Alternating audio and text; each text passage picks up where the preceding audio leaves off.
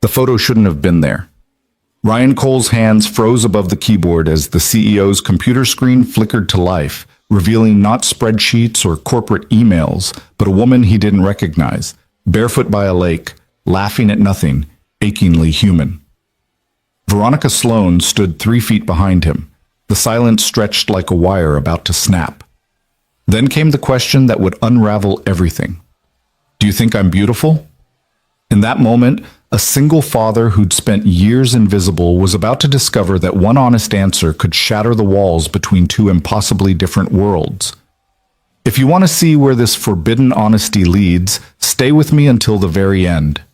And please, hit that like button and drop a comment telling me what city you're watching from.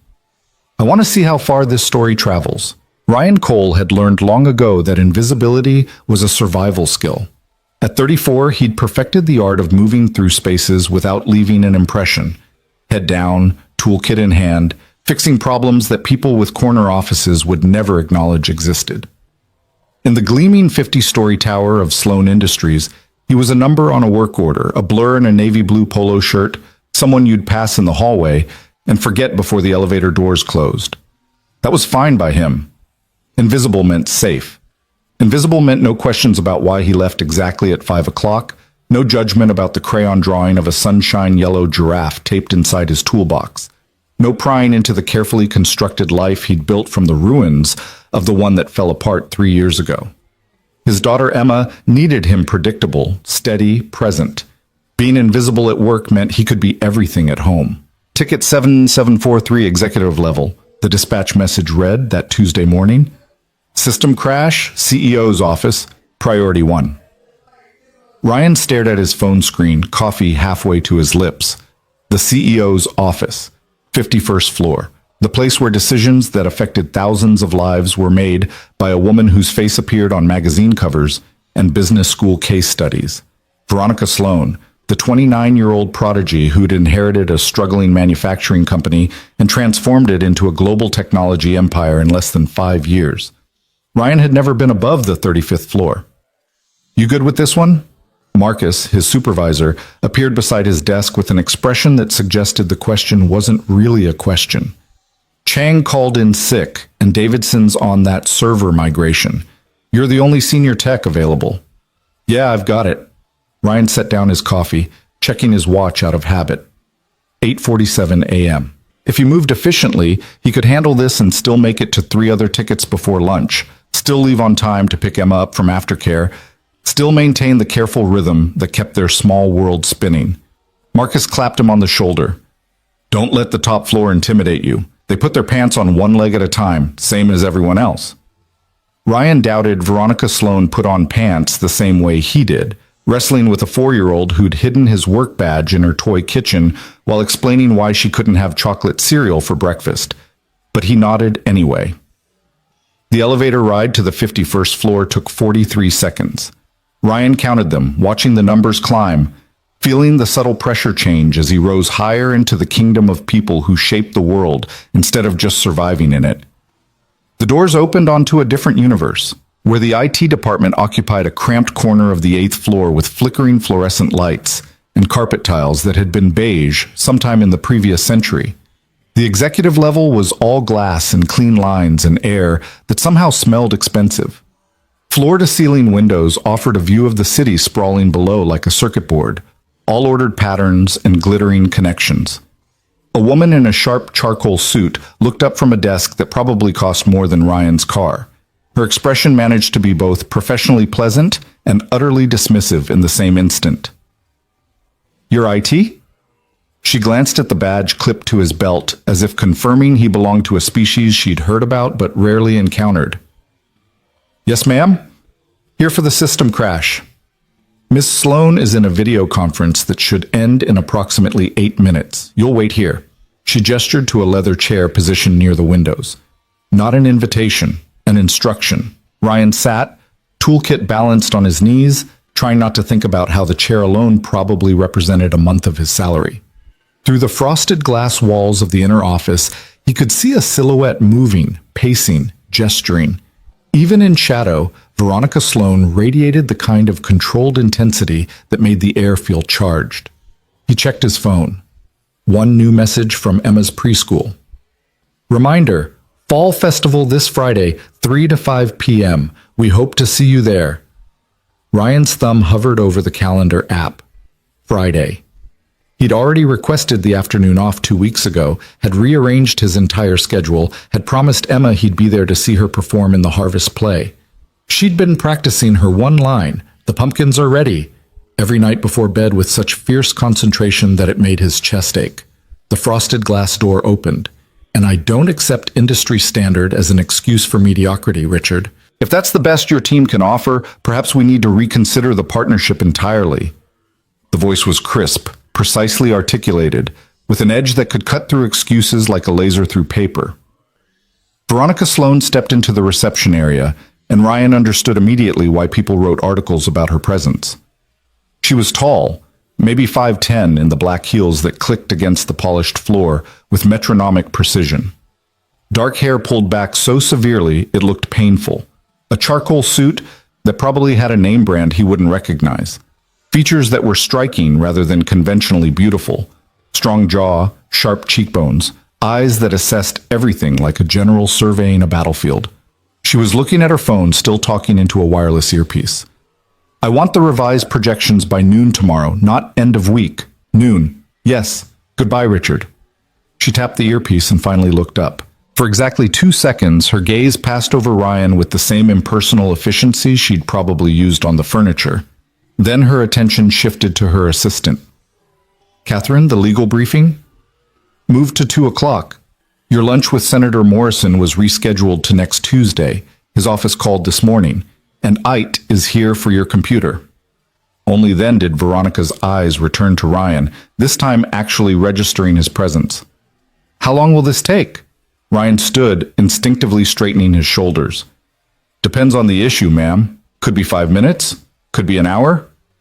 "Make it 5 minutes." She turned toward her office, clearly expecting him to follow. "I'll do my best, but if it's a hardware failure..." "It's not. The system crashed during a presentation, and now it won't boot past the login screen. I have another call in 20 minutes and a board meeting at 11 that requires those files." Ryan followed her into an office that was somehow both massive and austere. Minimal furniture, no personal photographs, no decorative objects except a single piece of abstract sculpture that looked like frozen chrome lightning. The desk faced the windows, offering a view that made the entire city look like something she owned. "Here." Veronica gestured to the computer setup. 3 large monitors arranged in a precise arc, a sleek tower humming quietly beneath the desk. "I need everything on the primary drive accessible within 15 minutes. "Yes, ma'am." Ryan set his toolkit down, already running through diagnostic possibilities. "Did you get any error messages before it crashed?" "No. One moment I was presenting Q3 projections, the next the entire system froze. I had to force a shutdown." Ryan knelt beside the tower, checking connections. "And when you tried to restart?" "Login screen appears, I enter credentials, then nothing. Just a black screen with the cursor. No." Classic symptoms. Could be corrupted system files. Could be a failed update. Could be malware if she'd clicked something suspicious, though he couldn't imagine this woman clicking anything without thoroughly vetting it first. "I'm going to boot into safe mode and run some diagnostics," Ryan said, more to himself than to her. He was already slipping into the focused state where problems became puzzles, where the world narrowed to circuits and code, and the satisfying click of things falling back into order. Behind him, Veronica's heels clicked against the floor.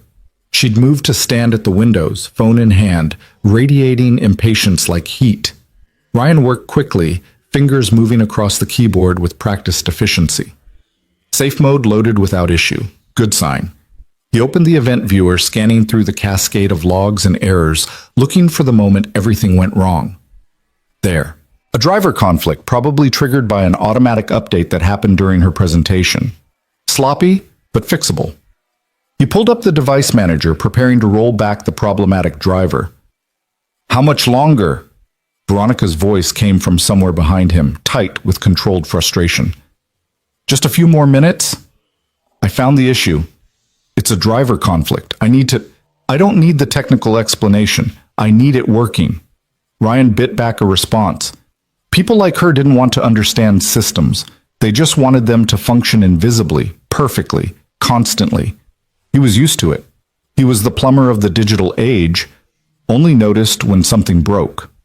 He rolled back the driver, watching the progress bar crawl across the screen. 80%, 90%, complete.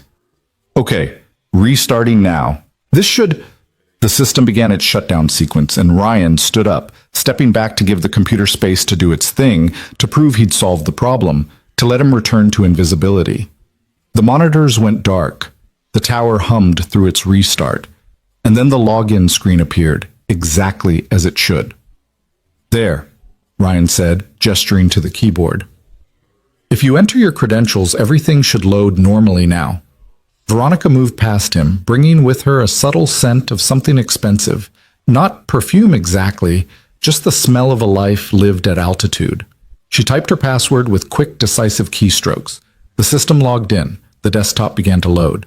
And then, for exactly 3 seconds that felt like 3 hours, the primary monitor displayed not the corporate background with the Sloan Industries logo, not the carefully organized array of folders and applications, but a photograph. A woman by a lake, sitting on a dock with her feet dangling in the water, wearing jeans and a faded college sweatshirt, hair loose and wind-tangled, face turned toward the camera with an expression of such unguarded joy that it looked like laughter caught mid-flight. It was Veronica Sloan, and it was absolutely not Veronica Sloan. The image disappeared as quickly as it had appeared, replaced by the expected corporate desktop. Some quirk of the restart process. Some cached file that briefly surfaced before the system fully loaded. A glitch. A ghost in the machine. Ryan's brain screamed at him to pretend he hadn't seen it, to maintain the fiction of invisibility, to be the professional who doesn't notice things above his pay grade. But his face, his stupid, honest face, had already reacted. His eyes had widened fractionally. His breath had caught. And when he glanced at Veronica, he found her watching him with an expression he couldn't read. The silence stretched. Catherine's voice drifted in from the reception area, talking to someone on the phone. The city hummed beyond the windows, indifferent. Ryan cleared his throat. Everything looks functional now. Your files should all be accessible. If you have any other issues, just submit another ticket and you saw it. Not a question. A statement, flat and certain. Ryan felt heat crawl up his neck. Ma'am, I apologize. It was just a brief flash during the boot sequence. I didn't mean to. I'm aware you didn't mean to. Veronica's voice had changed somehow. Still controlled, still precise, but with something underneath it he couldn't identify. That photo shouldn't be on this system. I thought I'd deleted it months ago. I can make sure it's permanently removed if you'd like. Sometimes files persist in temporary folders, even after deletion, and that's not what I asked. Ryan blinked. You didn't ask me anything, ma'am. Veronica turned away from the monitors to face him fully. In the morning light streaming through the windows, her features looked different than they had in the reception area, less like a magazine cover, more like a person carrying something heavy. That photograph was taken 2 years ago, she said quietly. Before my father died. Before I took over the company. Before any of this. She gestured vaguely at the office, the view, perhaps her entire existence. It was the last time I went to that lake house, the last time I felt like... She trailed off, and Ryan watched something shift behind her eyes. A crack in the armor, quickly sealed. When she spoke again, her voice had regained its executive crispness, but the question came out strange and sudden and completely wrong for the context. Do you think I'm beautiful? Ryan's entire world narrowed to those 6 words. This had to be a test, or a trap, or some kind of bizarre power play he was too exhausted and underpaid to understand. Women who looked like Veronica Sloan, who commanded empires and appeared on magazine covers, didn't ask IT technicians if they were beautiful, except she just had. And she was waiting for an answer, watching him with eyes that were suddenly, devastatingly human. Ryan thought about Emma, about the 1,000 times she'd asked him if her drawing was good, if her dress was pretty, if he liked her new haircut. He'd learned that children didn't want empty praise. They wanted to be seen, really seen. They could sense the difference between patronizing and genuine, between what you thought they wanted to hear and what you actually thought. Maybe that instinct didn't disappear when you grew up.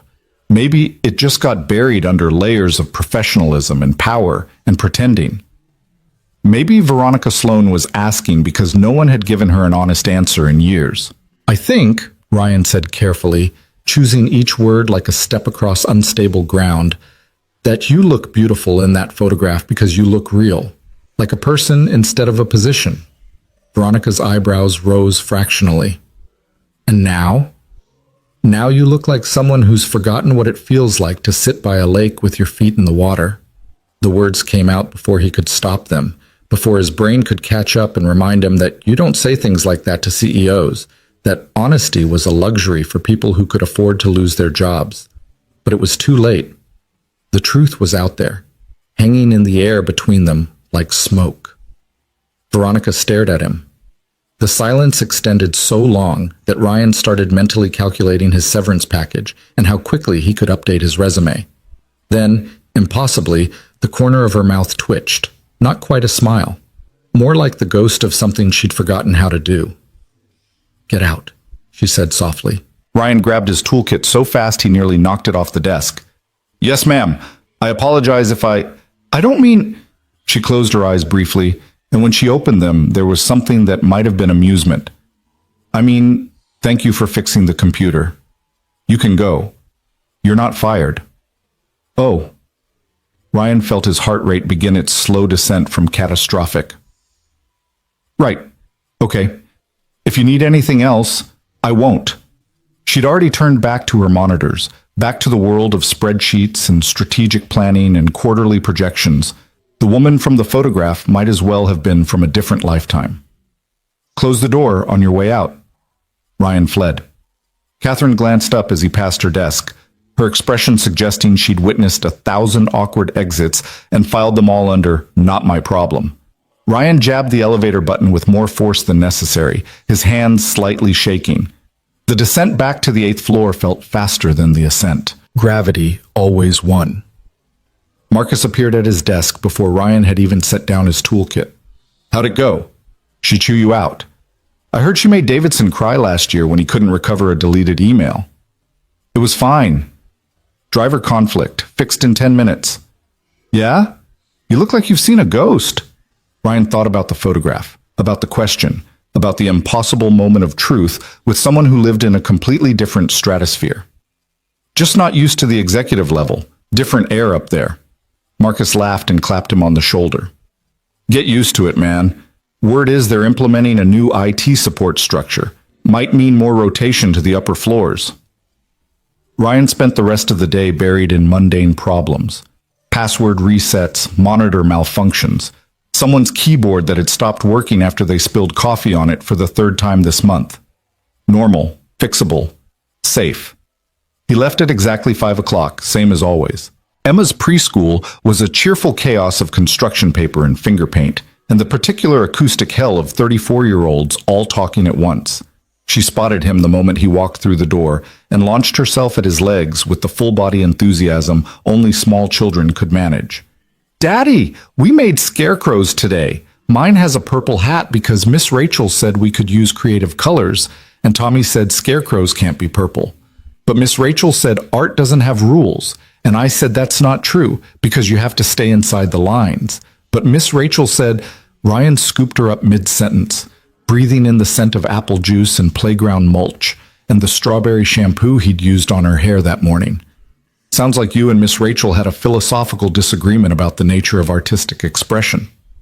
Emma looked at him with serious blue eyes, her mother's eyes, though Ryan tried not to think about that. "What's Philos? It means you were both thinking hard about important questions." "Oh." She considered this. "Then yes, we philosophized. That's what I said." The drive home was filled with Emma's narration of her day, delivered in the stream of consciousness style of someone who'd been saving up stories and couldn't get them out fast enough. Ryan made the appropriate sounds of interest and amazement, his mind only half engaged, the other half still stuck in a top-floor office with a question that shouldn't have been asked. Do you think I'm beautiful? Their apartment was small, 2 bedrooms in a building that had been optimistically described as vintage by the rental agent and more accurately characterized as old by everyone else. But it was clean, and the locks worked, and the heating was reliable, and Emma had decorated her room with enough stuffed animals and crayon masterpieces to make it feel like home. Ryan made dinner. Spaghetti with the sauce from a jar that Emma insisted was the best in the whole world because she didn't know any better.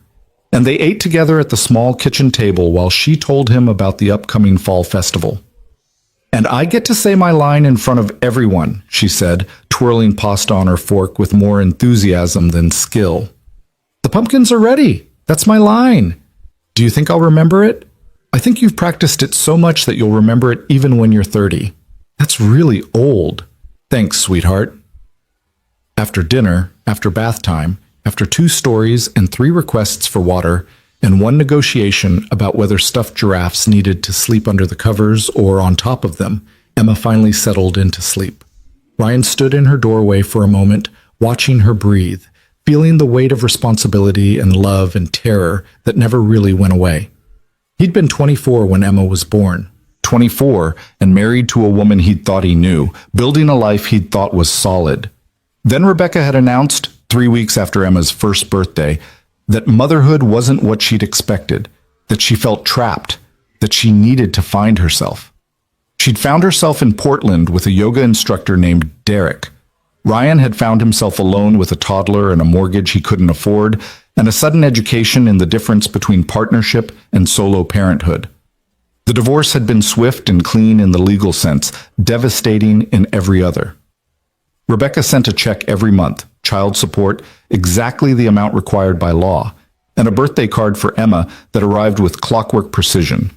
She'd seen her daughter exactly 4 times in 3 years. Ryan had moved them to this smaller apartment, taken the steady but unglamorous IT job, built a life from routines and reliability and the fierce determination to be enough for Emma, even though he was just one person.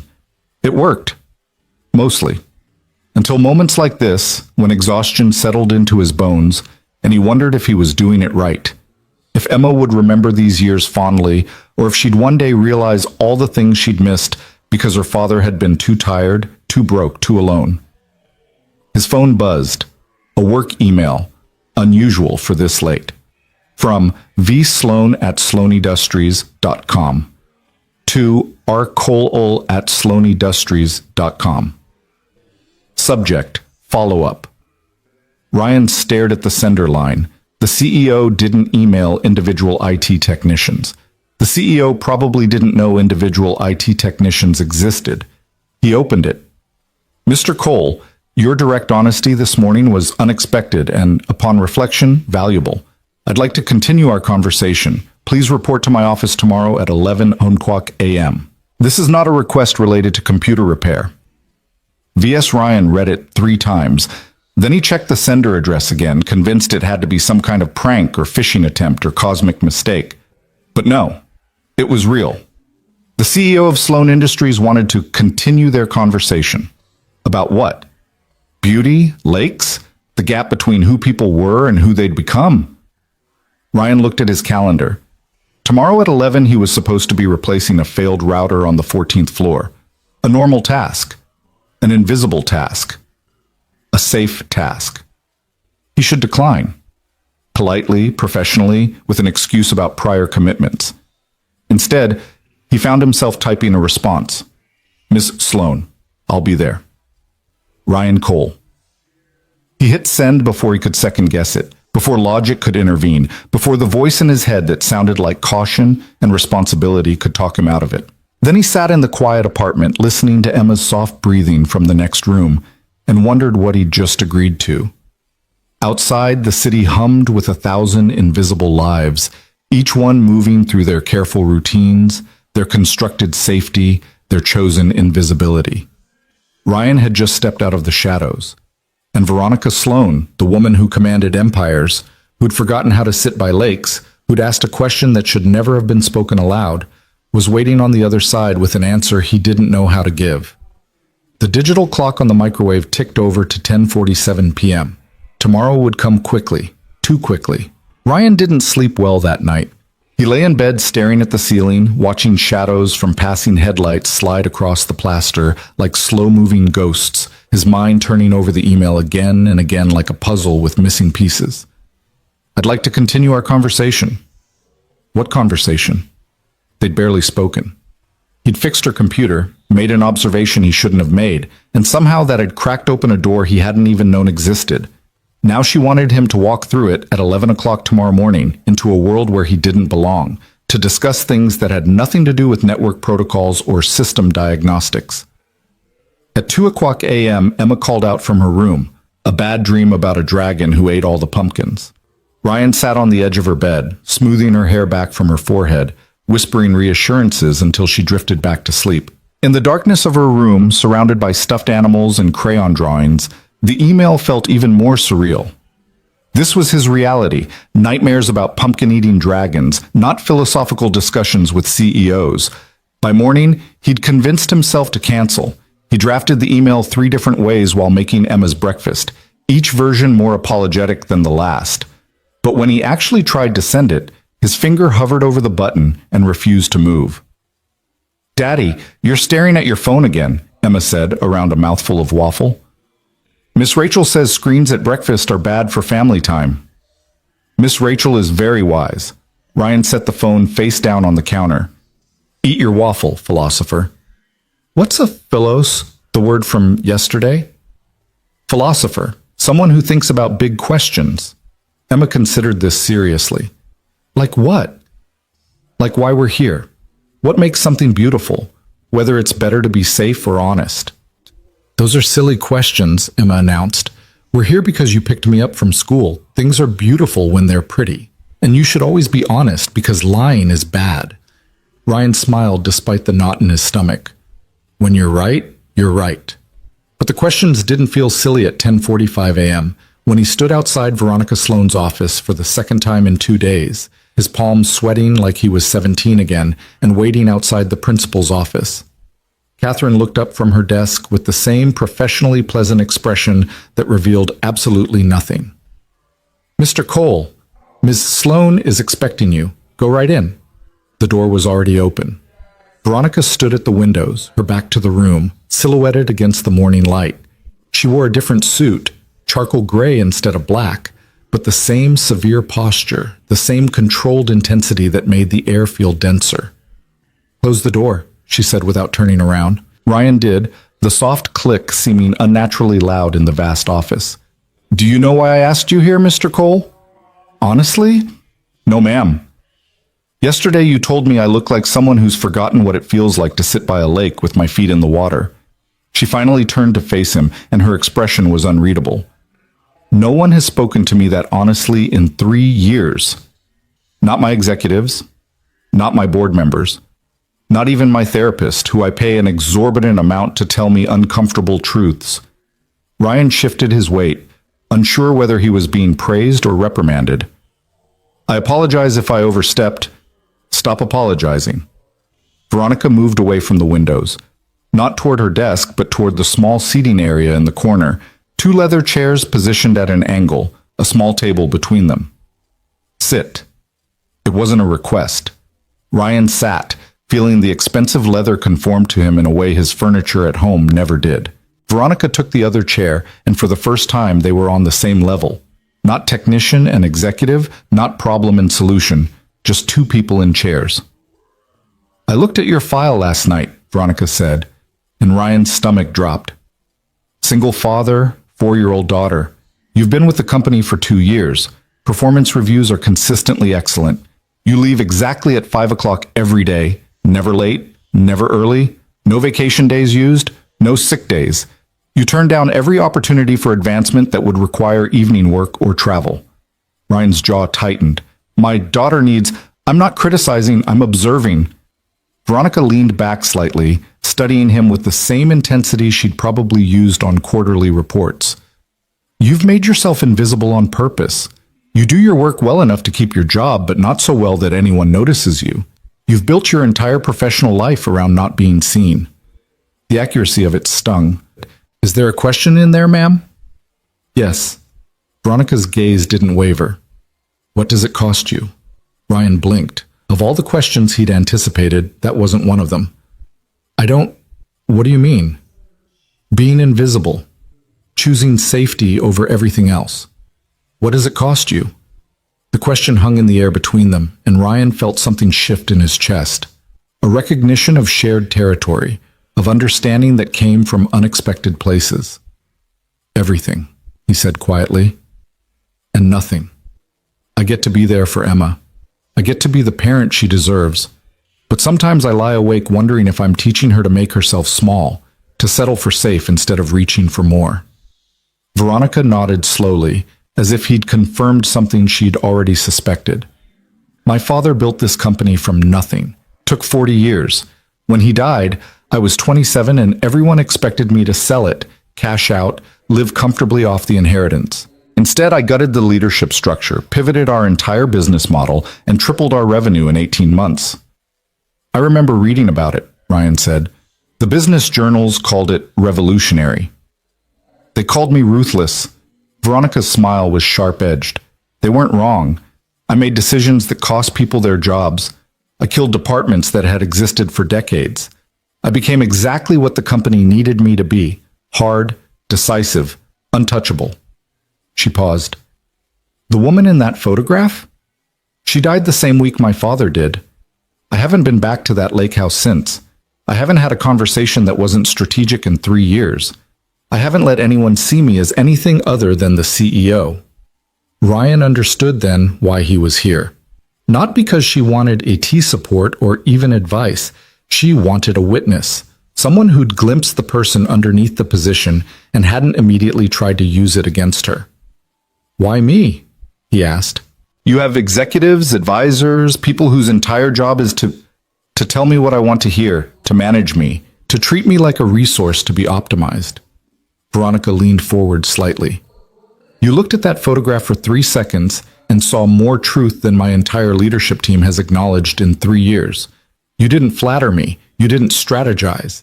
You just told me what you saw. I have a 4-year-old, Ryan said with a small smile. Honesty is kind of our default setting at home. Then you're raising her right. Veronica stood, moving to her desk, and for a moment Ryan thought the conversation was over. But instead of dismissing him, she pulled a folder from a drawer. I'm launching an initiative. Internal working title is Groundswell. The premise is simple. We've grown so fast that we've lost touch with the people who actually make this company run. Not the executives, not the department heads. The people on the ground floor. She handed him the folder. Ryan opened it to find organizational charts, survey data, consultant reports, all pointing to the same conclusion. Sloan Industries was hemorrhaging talent at the lower levels, losing good people who felt invisible, unheard, undervalued. The consultants say I need to improve communication, Veronica continued. More town halls, better messaging, prettier mission statements. Her tone suggested what she thought of that approach. But that's just more noise from the top down.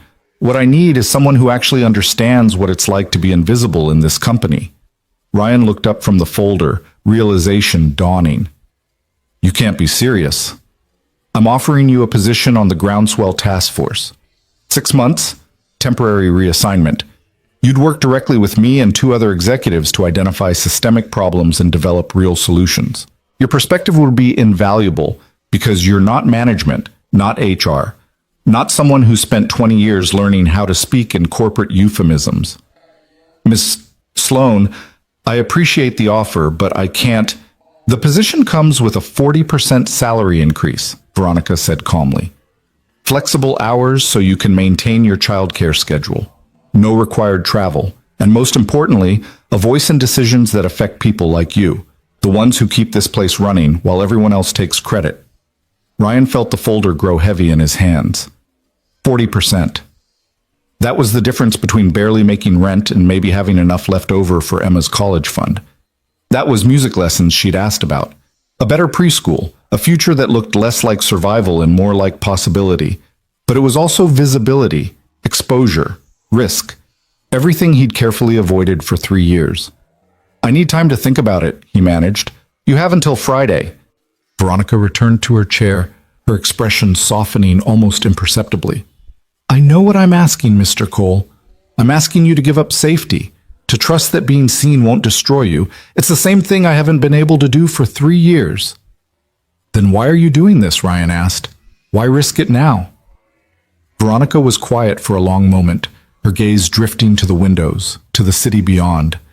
Because yesterday, for 3 seconds, I saw myself as I used to be. And I realized I don't want to be someone who's forgotten how to sit by a lake. But I can't change alone. I've tried. Every system, every structure, every habit I've built reinforces who I've become. She looked back at him. I need someone who isn't invested in maintaining the illusion. Someone who won't let me pretend. The honesty in her voice was startling, almost painful to hear. Ryan thought about Emma, about the fall festival on Friday, about the careful life he'd constructed. Then he thought about the woman in the photograph, barefoot and laughing, and the distance between that person and the one sitting across from him now. Can I ask you something? He said. Yes? That photograph, why did you keep it if it hurt to see? Veronica's expression flickered. Because forgetting who you were is worse than remembering who you aren't anymore. She stood, signaling the end of the conversation. Think about my offer. And Ryan, she used his first name for the first time. Whatever you decide, thank you for yesterday. For seeing. Ryan left the office in a daze, the folder tucked under his arm, his mind spinning. Marcus cornered him the moment he returned to the IT department. Dude, you were gone for almost an hour. What happened? Did she offer you a job or something? Ryan looked at his supervisor, a good guy, decent boss, someone who'd spent 15 years in the same position and seemed content with the safety of it. Something like that. That night, after Emma was asleep, Ryan sat at the kitchen table with the folder spread in front of him. The data was damning. Turnover rates climbing, employee satisfaction plummeting, a growing disconnect between the company's public image and the reality of working there. He could fix this, or at least help. His entire career had been about fixing things, solving problems, making systems work better. But this wasn't a router or a crashed hard drive. This was people. Visibility.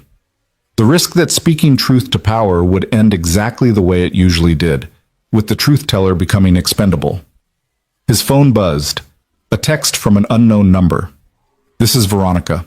I don't normally give employees my personal number, but I wanted you to know, whatever you decide, I meant what I said. Thank you for your honesty. It mattered. Ryan stared at the message, at the unexpected vulnerability in it, at the way it mirrored his own fear of being seen. He thought about Emma's question from breakfast. Should you always be honest?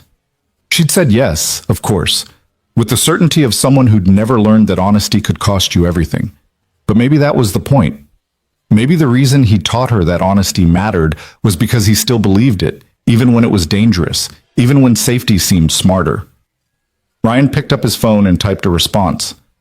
I'm in, but I need one condition. I still leave at 5 every day. Emma comes first. The reply came within seconds. Agreed. See you Monday morning. We have work to do. Ryan set down the phone and closed the folder, his heart hammering against his ribs. He'd just agreed to step into the light, to be seen, to risk everything he'd carefully built. But for the first time in 3 years, he felt something other than the grinding weight of survival. He felt alive. Friday arrived with the chaotic energy that only elementary school fall festivals could generate. Ryan left work at 3 o'clock, using one of his carefully hoarded personal hours, and arrived at Emma's preschool to find the parking lot transformed into a carnival of hay bales, pumpkins, and construction paper decorations that were already wilting in the afternoon heat. Emma spotted him from across the playground and ran with such velocity that Ryan barely had time to brace himself before she collided with his legs. You came! Tommy's dad didn't come, and Sarah's mom had to work, and I told everyone my daddy would be here, and you are. Wouldn't miss it, sweetheart. Ryan scooped her up, ignoring the protest from his lower back. When's your big performance? 4 o'clock. We have to get good seats. The theater was the school's multi-purpose room with a small stage at one end and rows of tiny chairs that made every adult look like they'd stumbled into a dollhouse. Ryan wedged himself into a seat in the third row, surrounded by other parents wielding phones like weapons, ready to document every second of their children's moment in the spotlight. The harvest play was exactly what you'd expect from a production starring 4-year-olds. Enthusiastic, chaotic, and only loosely connected to the script. One child cried, another waved at her parents through the entire performance. A small boy playing a cornstalk fell asleep standing up. But when Emma stepped forward in her construction paper pumpkin costume, looked directly at Ryan, and declared with fierce concentration, "The pumpkins are ready!" He felt his throat tighten with an emotion that was part pride, part terror, part overwhelming love for this small person who trusted him to show up, to be there, to keep being her safe place in a world that could be harsh and unpredictable. After the play, after the cookies and apple cider, after Emma had shown him every single decoration and introduced him to 6 different friends and their parents, they walked to the car in the golden late afternoon light. "Did I do good?" Emma asked, her hand in his. "You were perfect." Tommy forgot his line and Mrs. Martinez had to whisper it to him, but I remembered mine all by myself. "I noticed. I'm very proud of you." Emma was quiet for a moment, swinging their joined hands. "Daddy?" "Yes, sweetheart? Are you scared of anything?" The question caught him off guard. "Sometimes." "Why?" "Because you always tell me it's okay to be brave even when you're scared. But I wanted to know if you get scared too." Ryan stopped walking, crouching down to her eye level right there in the parking lot. "I get scared all the time." "Really?" "Really. I was scared when you were born that I wouldn't know how to be a good dad. I'm scared every time you climb too high on the playground. I'm scared that I won't be enough for you." Emma frowned, processing this. But you're my daddy. You're the best daddy, and you're the best Emma. But being the best doesn't mean you never get scared. It means you do the thing anyway." She thought about this seriously. "Like when I did my line even though everyone was watching." "Exactly like that." Emma nodded, satisfied with this answer. "Then I think you should do the scary thing too." "What scary thing?" "The one you keep thinking about at night. I can hear you walking around when you can't sleep." Ryan pulled her into a hug, marveling at how perceptive she was, how much she noticed even when he thought he was protecting her from his worries. "You're right, I should." "Good. Can we get ice cream now?" They got ice cream. And on Monday morning, when Ryan walked into Veronica Sloane's office to begin his temporary reassignment to the Groundswell Task Force, he thought about Emma's words, about doing the scary thing anyway, about being brave even when you didn't feel brave.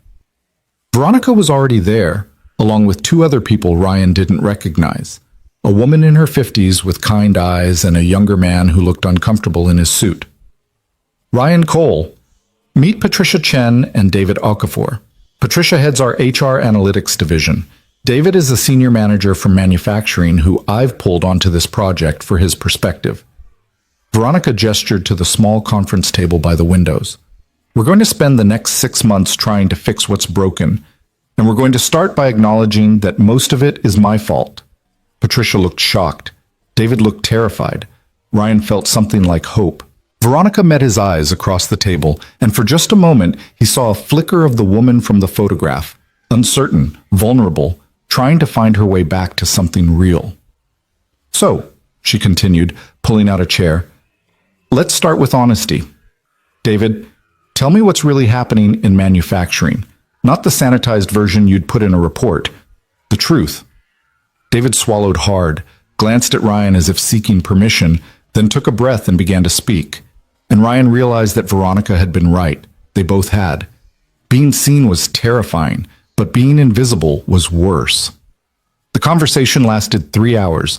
David talked about equipment that hadn't been replaced in a decade, safety shortcuts that everyone knew about, but no one reported, supervisors who'd given up trying to communicate with upper management because they'd learned that nothing ever changed. Patricia presented data that confirmed what David was saying. Satisfaction scores in manufacturing had dropped 43% in the last 2 years. Ryan mostly listened, taking notes, watching how Veronica received the information. She didn't get defensive, didn't make excuses, just absorbed each piece of bad news like she was building a map of everything that had gone wrong. "The problem," Ryan finally said during a lull in the conversation, "is that you've created a system where telling the truth feels dangerous. Everyone's learned that bad news gets punished, so they stop sharing it. Then you make decisions based on incomplete information, which makes things worse, which makes people even less likely to speak up. Veronica turned to him. So how do we break the cycle? You have to prove that honesty won't be weaponized. Not once, not as a test. Consistently, over time, until people believe it. That could take years, Patricia said quietly. Then we start now, Veronica replied. She looked at each of them in turn. This task force operates under one rule: radical honesty. No corporate speak, no managing up. If you see a problem, you name it. If I'm wrong, you tell me. If this entire initiative is misguided, you say so. Agreed? David nodded hesitantly. Patricia smiled. Ryan felt the weight of the commitment settle onto his shoulders. Agreed, he said. They met 3 times a week after that. Early mornings before the office filled up, when the building was quiet and the city outside was just beginning to wake. Ryan adjusted his schedule, dropping Emma off at early care on those days, hating the extra time apart, but believing in what they were trying to do. Slowly, carefully, they began to build something. Not a solution, not yet, but a foundation of trust. David brought other manufacturing workers to the meetings, people who'd never set foot in the executive suite before. Patricia started conducting anonymous surveys that actually felt anonymous. Ryan pushed back on Veronica's ideas when they sounded good in theory, but would fail in practice, and gradually, she started to listen instead of defend.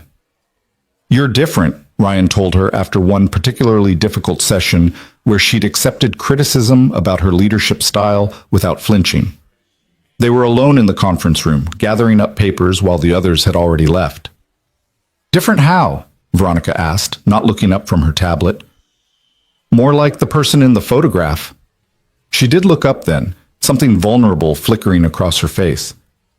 I've been thinking about that lake, about going back. You should. I don't know if I remember how to be that person anymore. Ryan thought about Emma asking if he was scared of things, about choosing bravery even when it felt impossible. Maybe you don't have to remember. Maybe you just have to decide. Veronica set down her tablet. Is that what you did? Decided to be seen? I decided to stop letting fear make all my choices. The being seen part is still terrifying. But you're doing it anyway. Yeah. Ryan smiled slightly. I have a 4-year-old who's braver than I am. Hard to justify hiding when she's out there doing harvest plays in front of crowds. Something softened in Veronica's expression. Not the CEO, not the woman who commanded boardrooms, just a person recognizing another person's truth. I'd like to meet her sometime. Emma, right? Yeah. Though I should warn you, she asks a lot of philosophical questions for someone who still believes in the tooth fairy. Sounds like my kind of person. They stood there in the quiet conference room, the city sprawling beyond the windows, and Ryan understood that something had shifted between them. Not romance. That would have been too simple, too predictable. This was something stranger and more valuable. Recognition. 2 people who'd been invisible in different ways finding each other in the space between safety and honesty. Same time Wednesday? Veronica asked. I'll be here. Ryan left the building as the sun was setting, painting the sky in shades of orange and gold. He picked up Emma from aftercare, listened to her describe the injustice of having to share the good crayons during art time, and felt the dual weight of 2 worlds, the one where he was just dad, making dinner and doing bedtime routines, and the one where his voice was starting to matter in ways he'd never imagined possible. That night, after Emma was asleep, his phone buzzed with a message from Veronica. Thank you for today, for all the days. You're teaching me that honesty doesn't have to destroy everything. It's harder than I expected, but worth it. Ryan typed back, same, on all counts. He set down the phone and realized he was smiling, not the careful, controlled expression he wore at work, but something real and unguarded. The invisible man was becoming visible, and the untouchable CEO was remembering how to be human. Neither of them knew yet where this path would lead, but for the first time in years, they were both willing to find out. 3 weeks into the Groundswell initiative, Ryan received his first death threat. It arrived in his work email at 7:42 on a Tuesday morning, subject line blank, message brief and venomous. You're making enemies in places you can't see. Watch your back, errand boy. Ryan stared at the screen, his coffee going cold in his hand. He'd known there would be resistance. Change always bred pushback. But he hadn't expected it to feel so personal, so visceral. He forwarded the email to Veronica without comment. Her response came within minutes. My office, now. When Ryan arrived, he found Veronica on the phone, her voice clipped and precise in a way that suggested someone on the other end was having a very bad morning.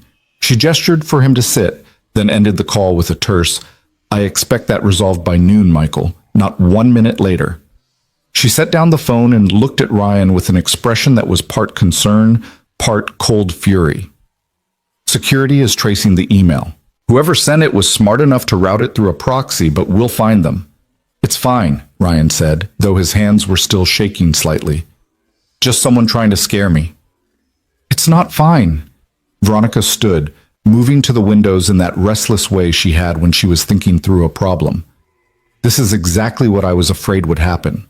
The moment we started asking real questions, the moment we gave voice to people who've been silenced, we became a threat to everyone who benefits from the current system. You're talking about your own executives. I'm talking about middle management, the layer between ground-level employees and leadership, the people who control information flow, who've built their entire careers on maintaining the status quo. She turned back to him. David told you about the manufacturing supervisor who's been blocking safety complaints? Ryan nodded. It had come up in their last session, a department head named Richard Moss, who'd been with the company for 20 years, who had a reputation for efficiency but also for silencing anyone who raised concerns about outdated equipment or dangerous shortcuts. Richard is on the list of people I'm planning to restructure, Veronica continued, along with 6 other managers who've been protected by tenure and relationships rather than performance. But they know something's coming. They can feel the ground shifting. So they're trying to intimidate anyone who might testify against them. Exactly. Veronica returned to her desk, pulling up something on her computer. I'm moving up the timeline. We go to the board next week instead of next month.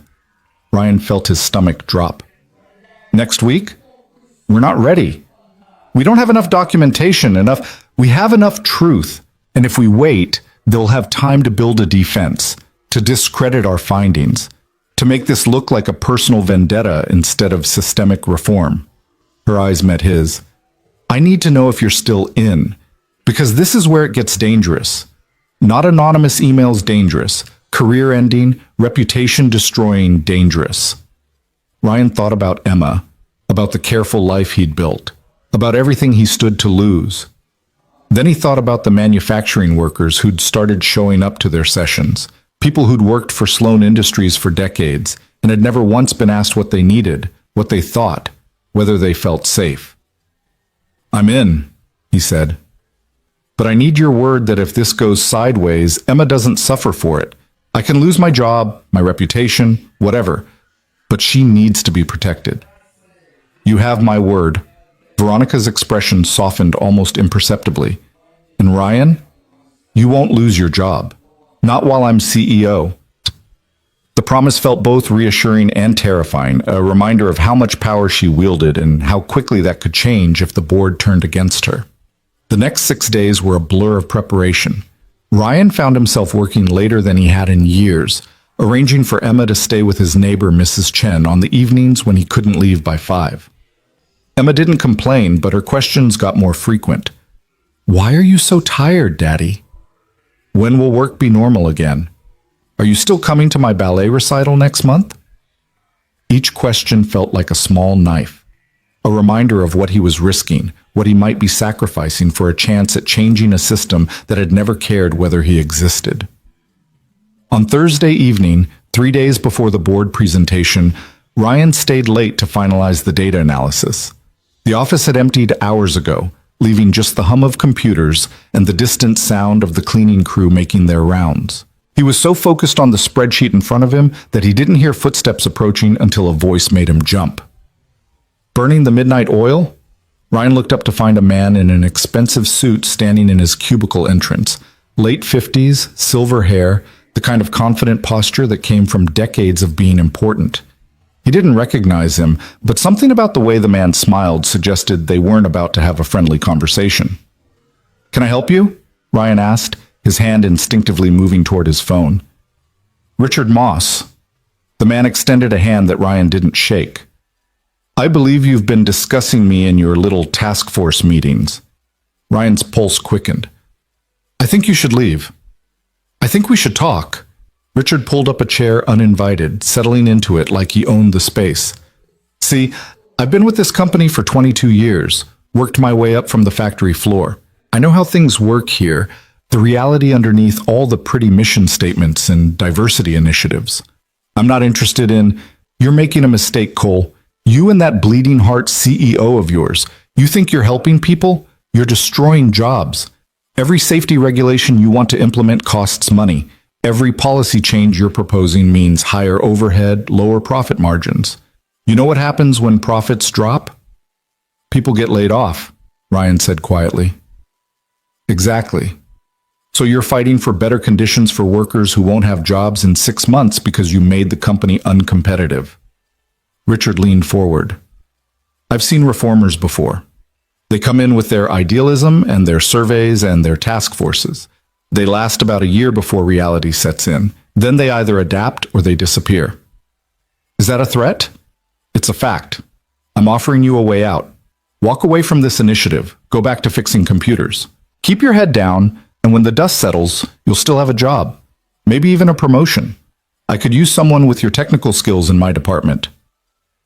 Ryan looked at this man who represented everything wrong with the system they were trying to fix.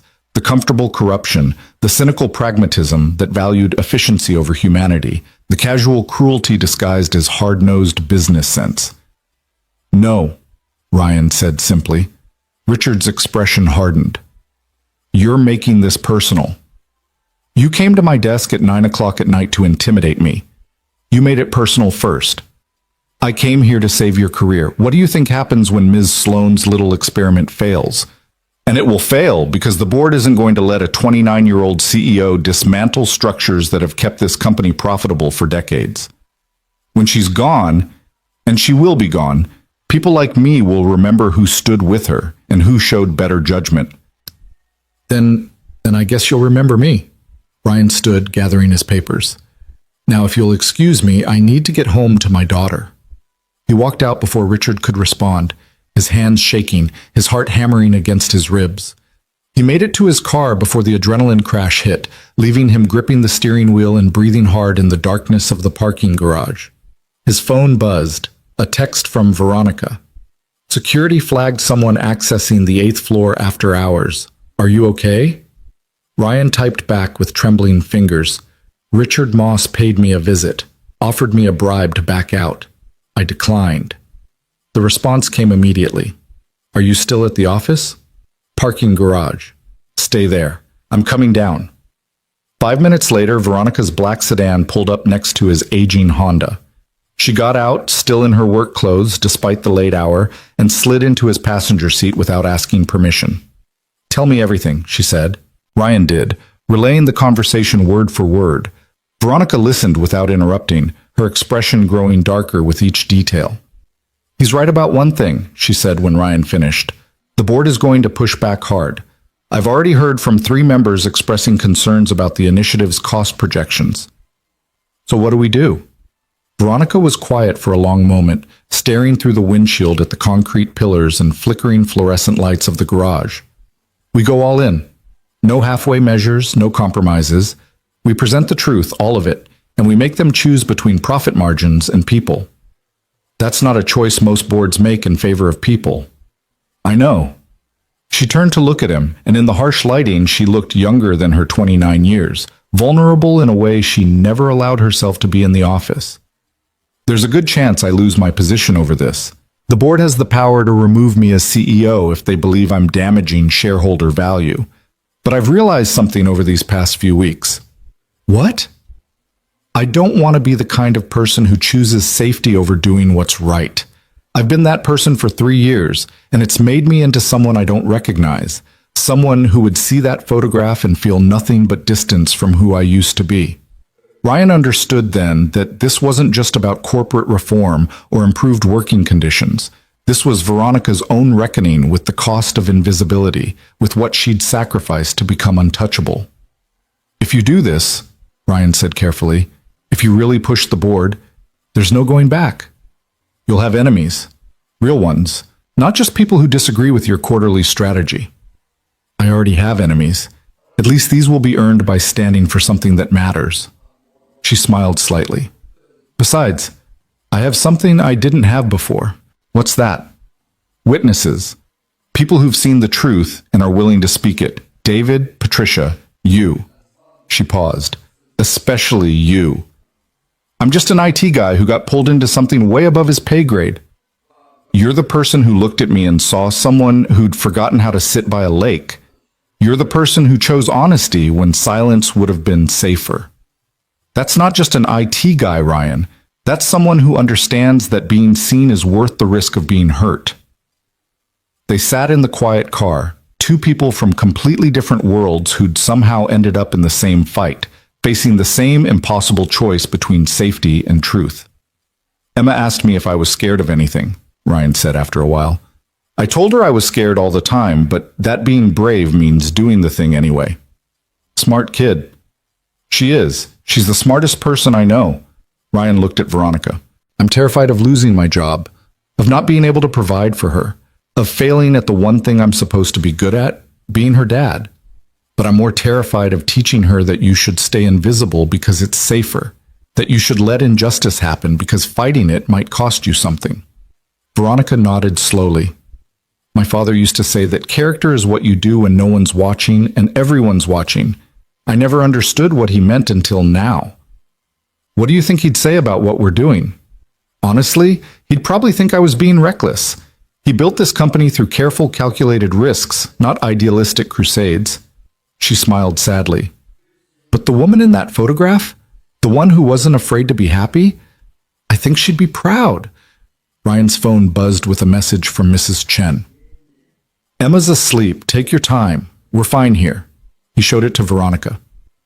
I need to go. But Monday morning, at that board meeting, I'll be there. Whatever happens. Thank you. She reached over and squeezed his hand briefly, the first physical contact they'd ever had outside of a formal handshake. Her fingers were cold despite the warmth of the car. For everything. For seeing me. For not letting me hide anymore. Same to you, Ryan said softly. Veronica got out and walked to her car, her heels echoing in the empty garage. Ryan watched her drive away, then sat alone in the darkness, thinking about choices and consequences and the narrow line between bravery and foolishness. He drove home through empty streets, picked up a sleeping Emma from Mrs. Chen's apartment, and carried her to bed without waking her. She felt heavier than she had even a month ago, growing so fast, changing every day, building a life that would soon extend beyond the small world he'd created for them. What kind of world did he want her to inherit? One where staying quiet was rewarded, or one where speaking up mattered, even when it cost you everything? The question kept him awake until dawn. Friday morning brought unexpected news. Ryan arrived at work to find an email from Patricia marked urgent. 3 more managers have resigned overnight. HR is scrambling. Board meeting moved up to tomorrow, Saturday at 10 a.m. Veronica wants us all there. Saturday.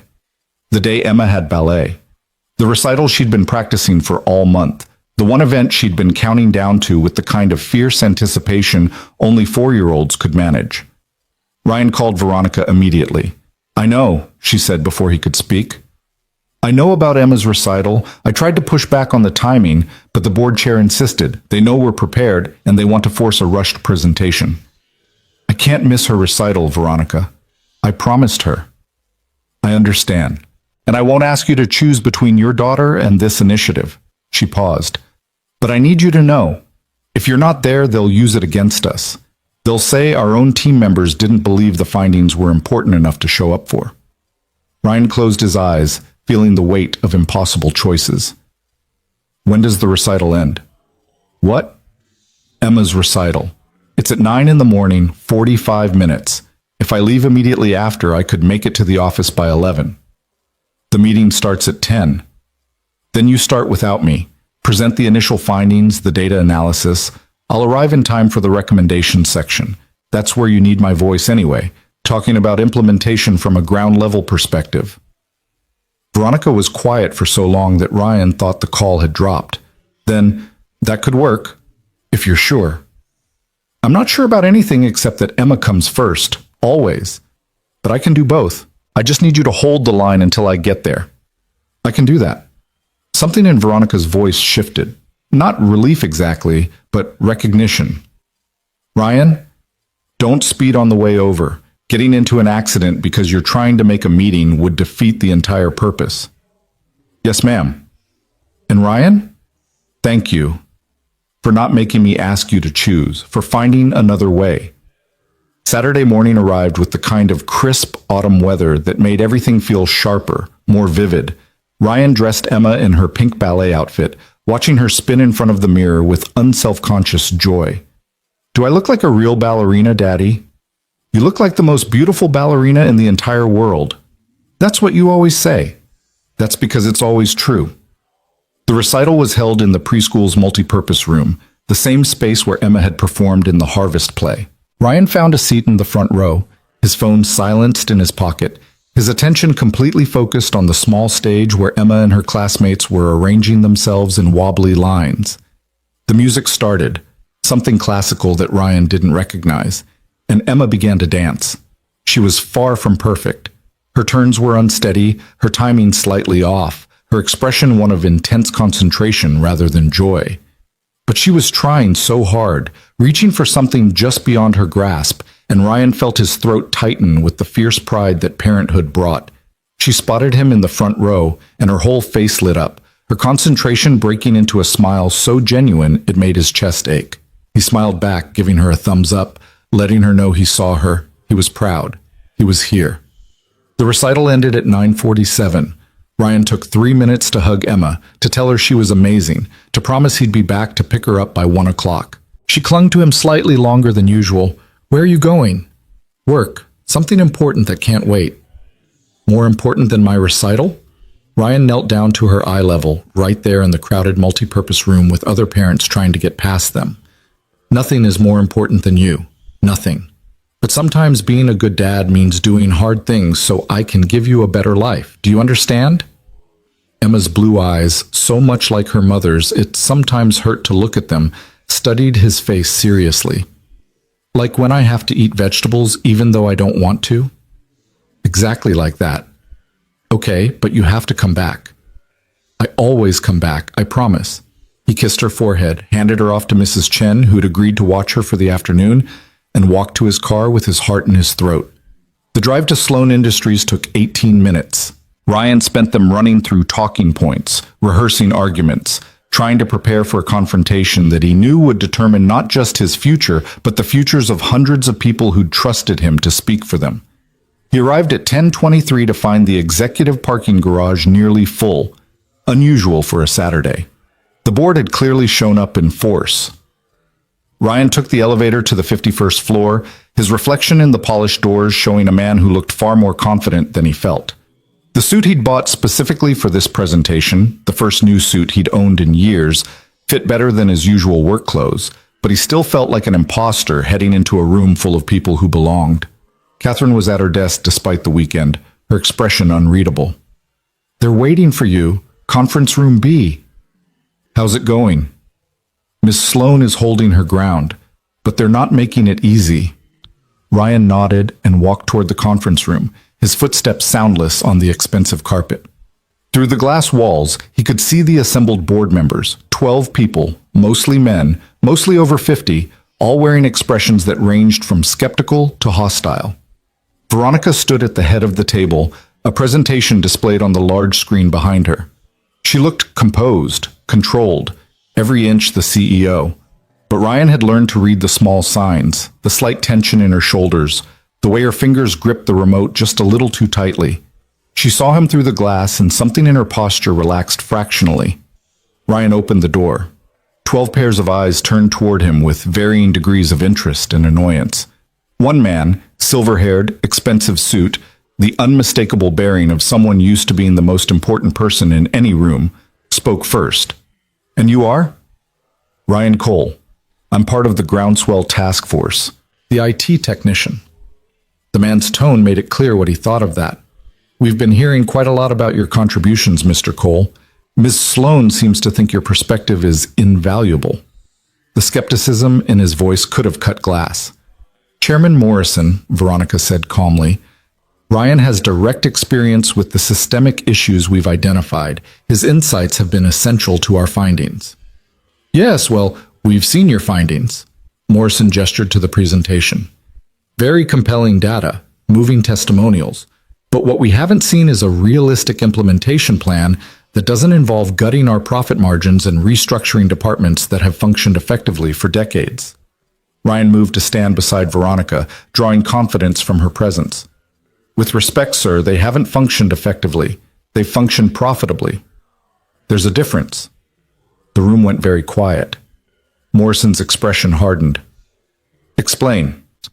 A manufacturing floor that meets production quotas while ignoring safety violations is profitable in the short term, Ryan said, his voice steadier than he felt. But when someone gets hurt, when OSHA investigates, when the lawsuits start, that's when you discover the real cost of prioritizing numbers over people. The question isn't whether we can afford to make these changes. It's whether we can afford not to. That's a lovely sentiment, Mr. Cole, but this is a business, not a charity. I'm aware. I've worked here for 2 years. I've seen how this business treats the people who actually make it run. Ryan pulled out his phone, calling up the file he'd prepared.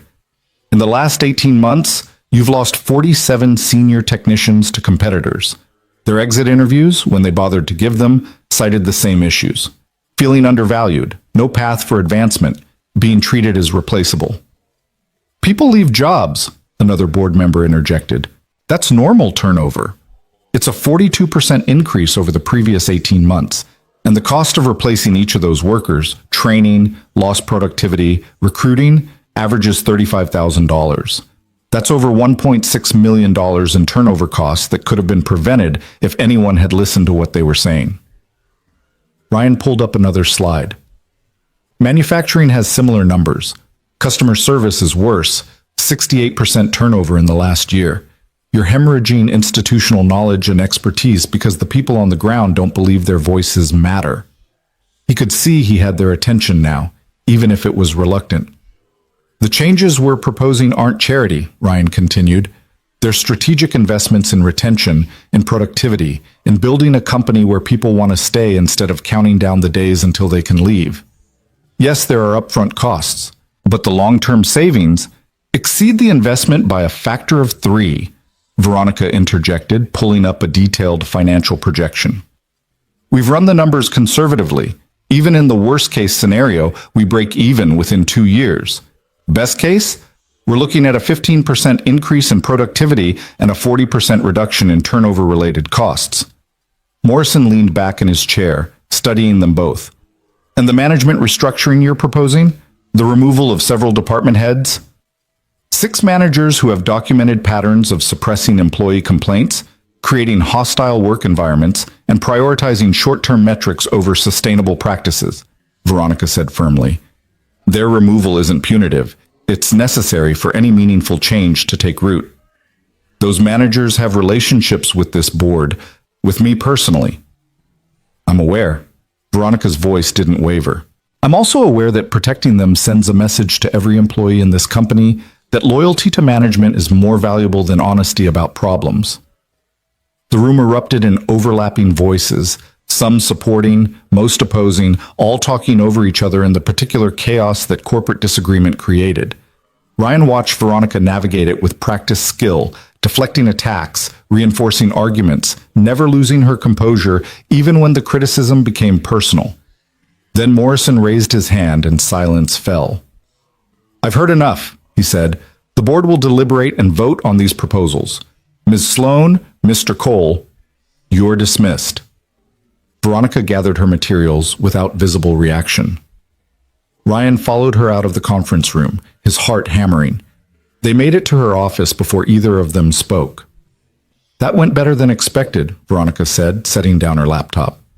They're going to vote no. Probably. Morrison made his position clear before you arrived, but we got our truth on record. Whatever happens next, they can't claim they didn't know. Ryan sank into one of the chairs by the window, suddenly exhausted. How long until they vote? Could be hours, could be days. Veronica joined him, sitting in the other chair, the same configuration they'd been in during their first real conversation, when he'd told her she looked like someone who'd forgotten how to sit by a lake. How was Emma's recital? The question caught him off guard. She was perfect, completely focused, trying so hard. He smiled despite everything. She asked if work was more important than her ballet. What did you tell her? That nothing is more important than her, but that sometimes being a good father means doing hard things. Veronica nodded slowly. Do you think that's true?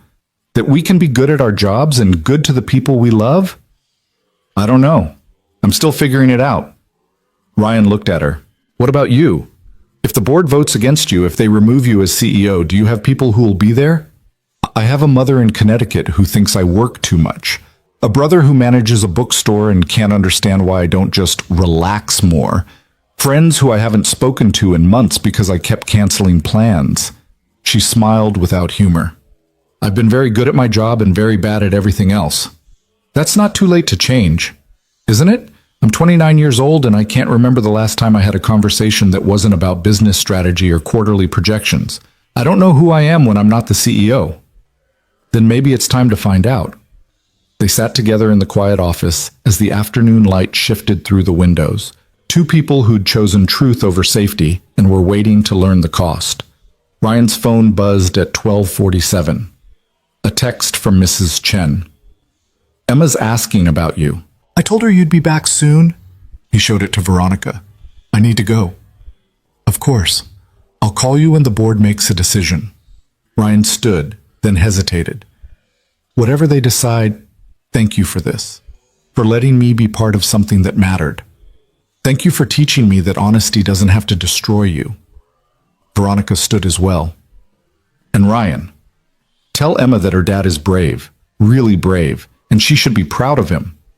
Ryan left before the emotion in his throat could become visible, before he could say something that would make this moment feel like an ending when he desperately needed it to be a beginning.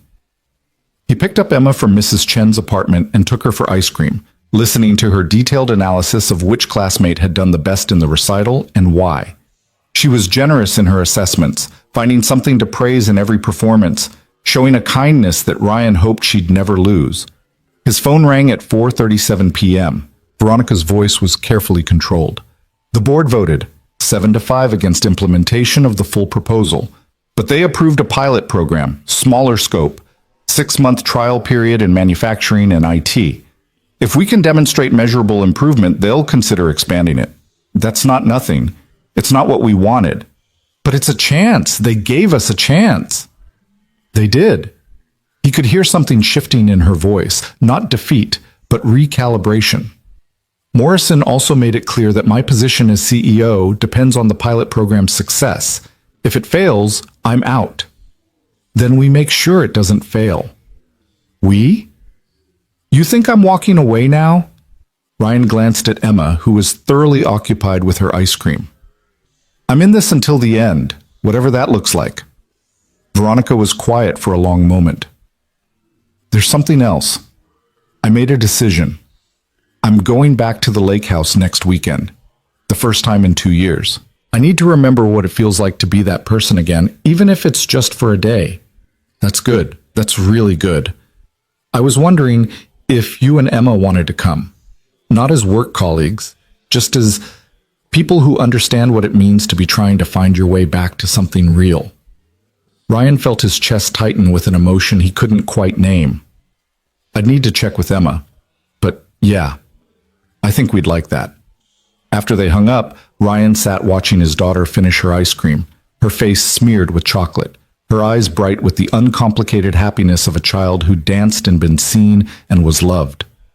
The board had given them 6 months to prove that truth mattered more than profit margins, that people were worth investing in, that change was possible even in systems built to resist it. It wasn't the victory they'd hoped for, but it was enough to start. And for the first time in 3 years, Ryan felt like he was moving towards something instead of just surviving, like the invisible man was becoming real, like the choice to be seen, however terrifying, was leading somewhere that mattered. Emma looked up at him with chocolate-covered cheeks. Daddy, you're smiling. I am. How come? Because I'm proud of you, and I'm learning to be proud of me too. She considered this seriously, then nodded as if it made perfect sense. That's good. Everyone should be proud of themselves. Out of the mouths of 4-year-olds, Ryan thought, came the kind of truth that adults spent lifetimes trying to remember.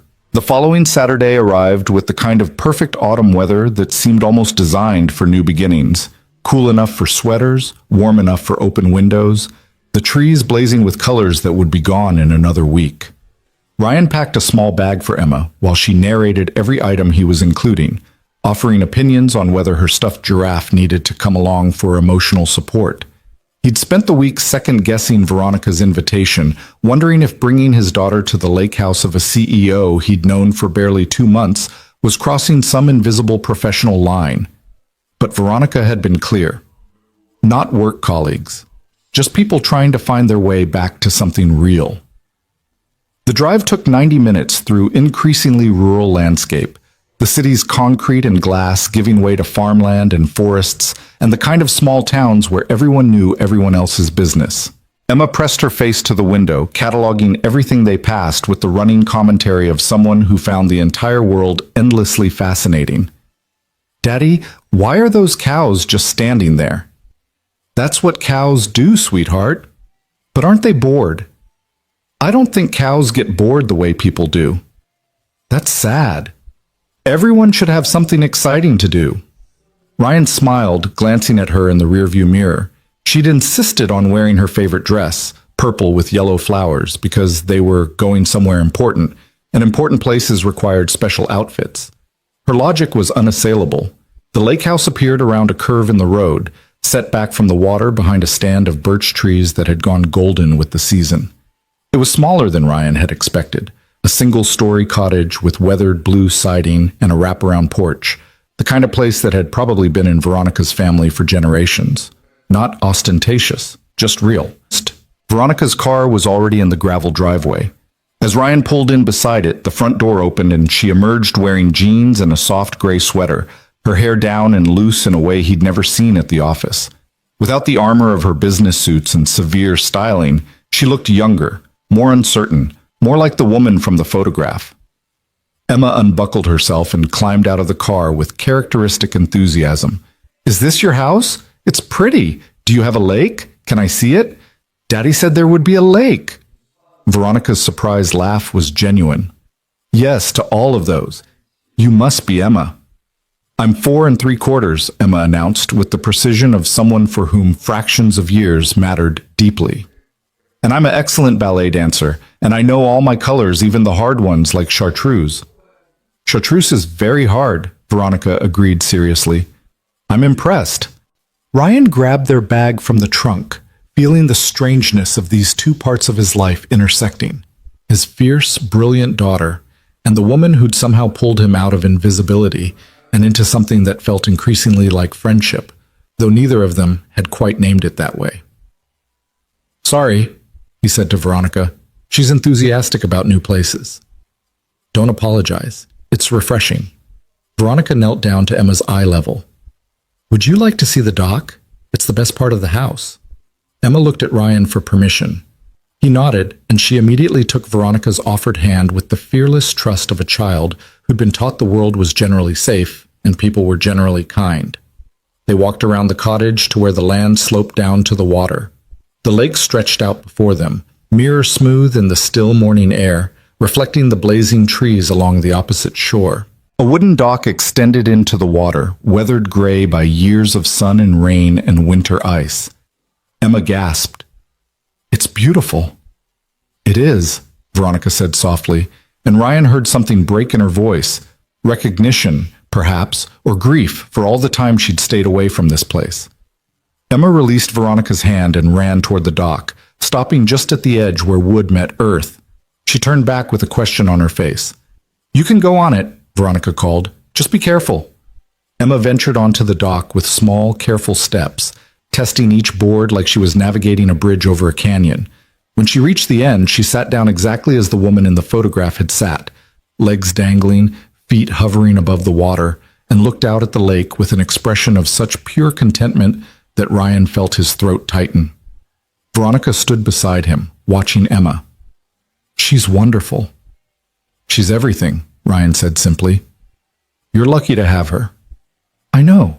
Even on the hard days when I'm running on 3 hours of sleep and she's decided that dinner is an elaborate negotiation. I know." They walked down to the dock together, sitting on the edge a few feet from Emma, who was now conducting an extensive investigation of something in the water that might have been a fish or might have been a leaf. "I haven't been here since the week after my father's funeral," Veronica said quietly. "I kept meaning to come back, but there was always another crisis, another deadline, another reason to stay in the city. Eventually, it became easier to avoid it entirely than to face what being here meant." "What does it mean?"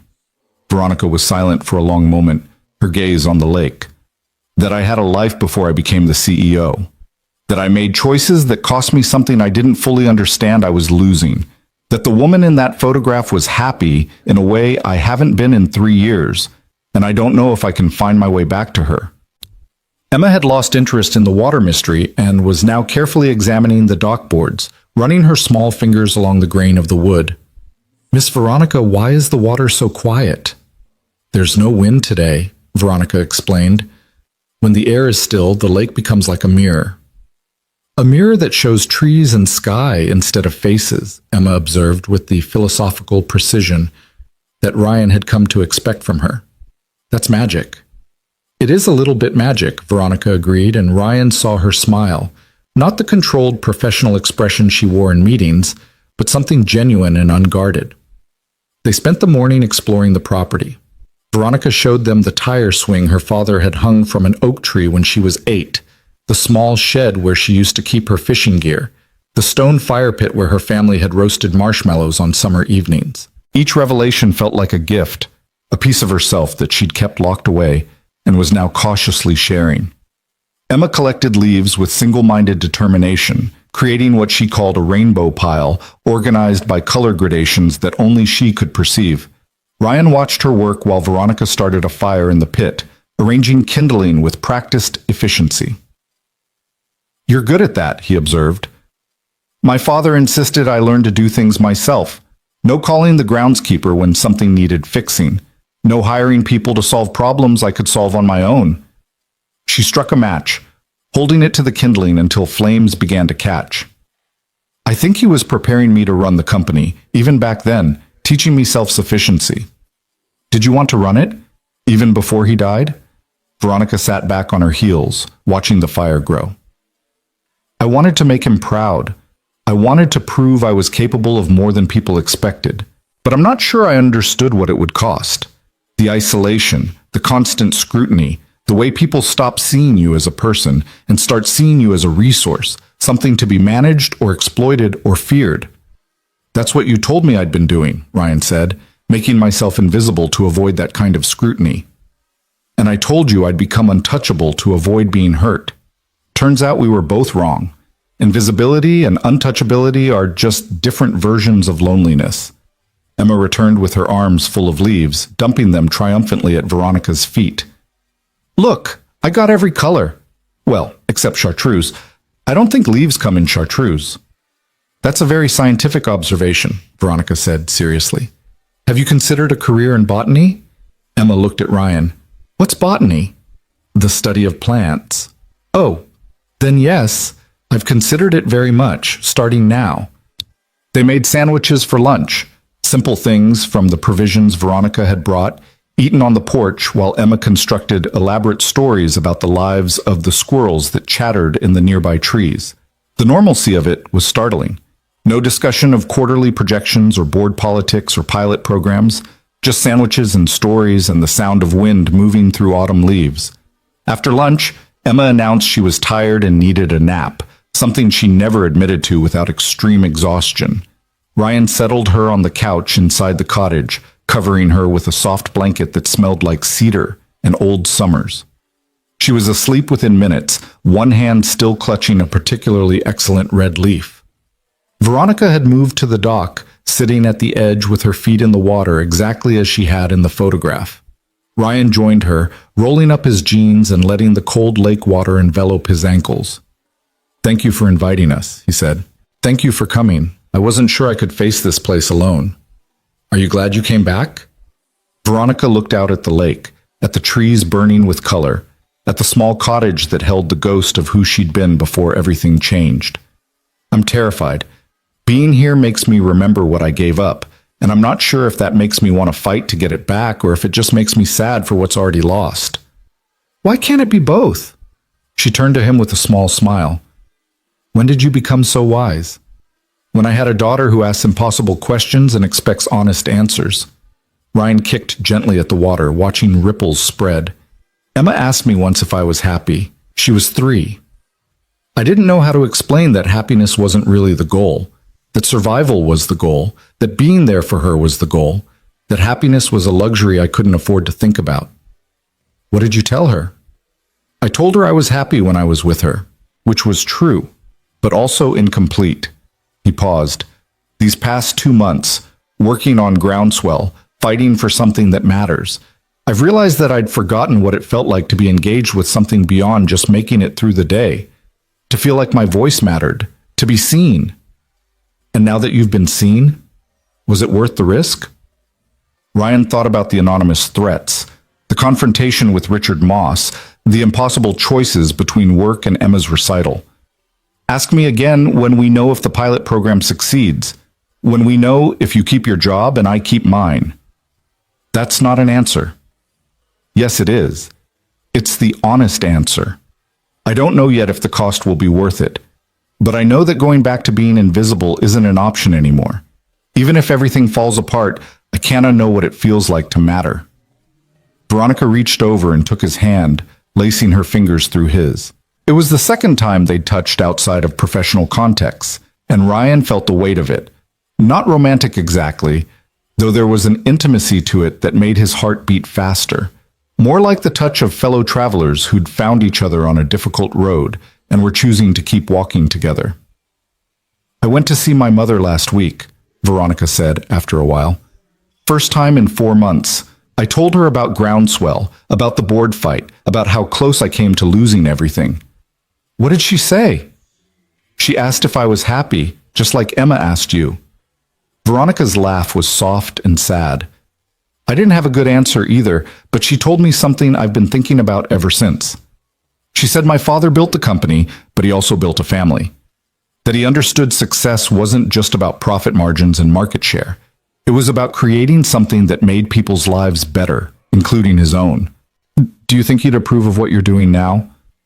"I think he'd be terrified, but I also think he'd understand why I have to try." She squeezed Ryan's hand. "I'm tired of being the person who chooses safety over truth, the person who's forgotten how to sit by a lake." They sat in comfortable silence, feet dangling in cold water, hands linked, while the afternoon sun moved across the sky and painted everything gold. Emma emerged from her nap around 3 o'clock, disoriented and slightly cranky until Veronica offered to teach her how to skip stones. They spent an hour at the water's edge, Veronica demonstrating the proper technique, while Emma hurled rocks with more enthusiasm than accuracy, celebrating each attempt regardless of how many times it skipped. Ryan watched from the dock, his heart full of something he couldn't quite name. This moment, his daughter laughing with a woman who'd been a stranger 2 months ago, the lake reflecting clouds and sky, the cottage standing solid behind them, felt impossibly fragile and impossibly important. His phone buzzed. A text from Patricia. "Emergency. Richard Moss filed a formal complaint claiming hostile work environment and targeted harassment. Board wants meeting Monday morning. This is bad." Ryan's stomach dropped. He showed the message to Veronica when Emma was occupied with finding the perfect skipping stone. Her expression hardened. "He's fighting back, trying to discredit us before the pilot program even starts." "What do? We gather documentation. Every safety violation he's ignored, every complaint he's suppressed, every piece of evidence that shows he's the one creating a hostile environment." She looked at the lake, at Emma, at the life she'd been trying to reclaim for one afternoon. "We were never going to get to keep this easily." "I'm sorry. We should go. Let you prepare." "No."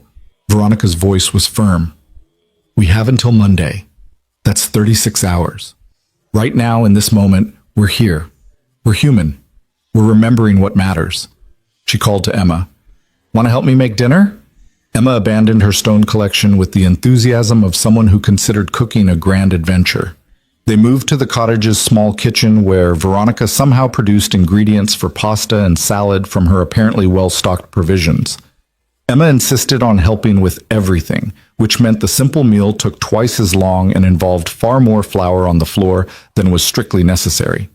But watching Veronica patiently guide Emma's small hands through stirring sauce, listening to them discuss the relative merits of different pasta shapes with absolute seriousness, Ryan felt something shift in his chest.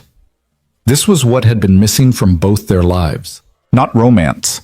Though he couldn't deny the pull he felt toward Veronica grew stronger every time she laughed at Emma's observations or showed genuine interest in a 4-year-old's extensive theories about why spaghetti was superior to penne. But more than that, connection. The simple human pleasure of sharing space and time in small tasks with people who saw you clearly and chose your company anyway. They ate dinner on the porch as the sun set over the lake, painting the water in shades of orange and pink and purple. Emma talked almost non-stop, weaving elaborate stories about the fish who lived in the lake and the adventures they had when humans weren't watching. And then the biggest fish, his name is Gerald, he decides to explore the deep part where it's dark and scary, but he's brave, so he goes anyway, and he finds a treasure chest full of shiny rocks and brings them back to share with all his friends. That's a good story, Veronica said. Gerald sounds very brave. He is, but he's also scared sometimes. Daddy says being brave means doing things even when you're scared. Your daddy is right. Veronica met Ryan's eyes across the table. Being brave is terrifying. After dinner, they built a fire in the pit and roasted marshmallows while the stars emerged overhead, more stars than Ryan ever saw in the city, whole constellations visible without the interference of streetlights and skyscrapers. Emma fell asleep in his lap around 9, sticky with marshmallow residue, her breathing deep and even. Veronica added another log to the fire, sending sparks spiraling up into the darkness. I haven't done this in years, just sat by a fire and watched the stars. It's nice, Ryan said simply, adjusting his hold on Emma so she wouldn't slide off his lap. It's terrifying, Veronica corrected. Being still, having time to think about what I've lost, what I'm risking, whether any of it will matter in the end. You think too much. Occupational hazard of being a CEO. Everything's a strategic calculation, every choice mapped to potential outcomes. What if you just chose what felt right instead of what made strategic sense? Veronica looked at him across the fire, her face half in shadow, half illuminated by flames. Then I'd be sitting by this lake every weekend instead of in an office fighting battles I'm not sure I can win. I'd call my mother more. I'd remember what it feels like to be a person instead of a position. She paused. I'd probably spend more time with people like you. People like me? People who tell the truth, who see me clearly and don't run away from what they see. Her voice dropped lower. I'd admit that these past 2 months, the best parts of my days have been the mornings when I know we're meeting, when I get to have conversations that matter with someone who isn't trying to manage or manipulate me. Ryan's heart hammered against his ribs. Veronica, I'm not saying this to make things complicated, she interrupted quickly. I know you have, Emma. I know your life is already impossibly full. I know this. Whatever this is between us exists in a strange space where professional and personal are all tangled up. But I needed you to know that you've changed something for me. Made me want to be someone who deserves the honesty you've shown me. Ryan looked down at his sleeping daughter, then back at Veronica. You already are that person. You just forgot for a while. And you reminded me. You reminded me too. That being invisible wasn't protecting me. It was just making me disappear. They sat in the firelight while Emma slept and the lake whispered against the shore and the stars wheeled overhead in their ancient patterns. When the fire had burned down to embers and the cold had started to seep in, Ryan carried Emma to the car, buckling her carefully into her seat while she murmured something about Gerald, the fish, and treasure chests. Veronica walked him to the driver's side, hugging herself against the chill. Thank you for today, for bringing Emma, for being here. Thank you for inviting us, for sharing this place. They stood awkwardly for a moment, aware of all the things that could be said and the reasons not to say them. Finally, Veronica reached out and hugged him, quick and fierce and over almost before it began. "We'll fight them on Monday," she said. "Richard Moss and the board, and everyone who wants to keep things exactly as they are. And maybe we'll win, or maybe we'll lose, but at least we'll do it honestly." "Together," Ryan added. "Together." The drive home was quiet, Emma sleeping in the back seat, the dark road illuminated only by headlights and the occasional house set back from the highway. Ryan thought about the day, about watching Veronica remember who she'd been, about his daughter collecting leaves and asking impossible questions and falling asleep sticky with marshmallow.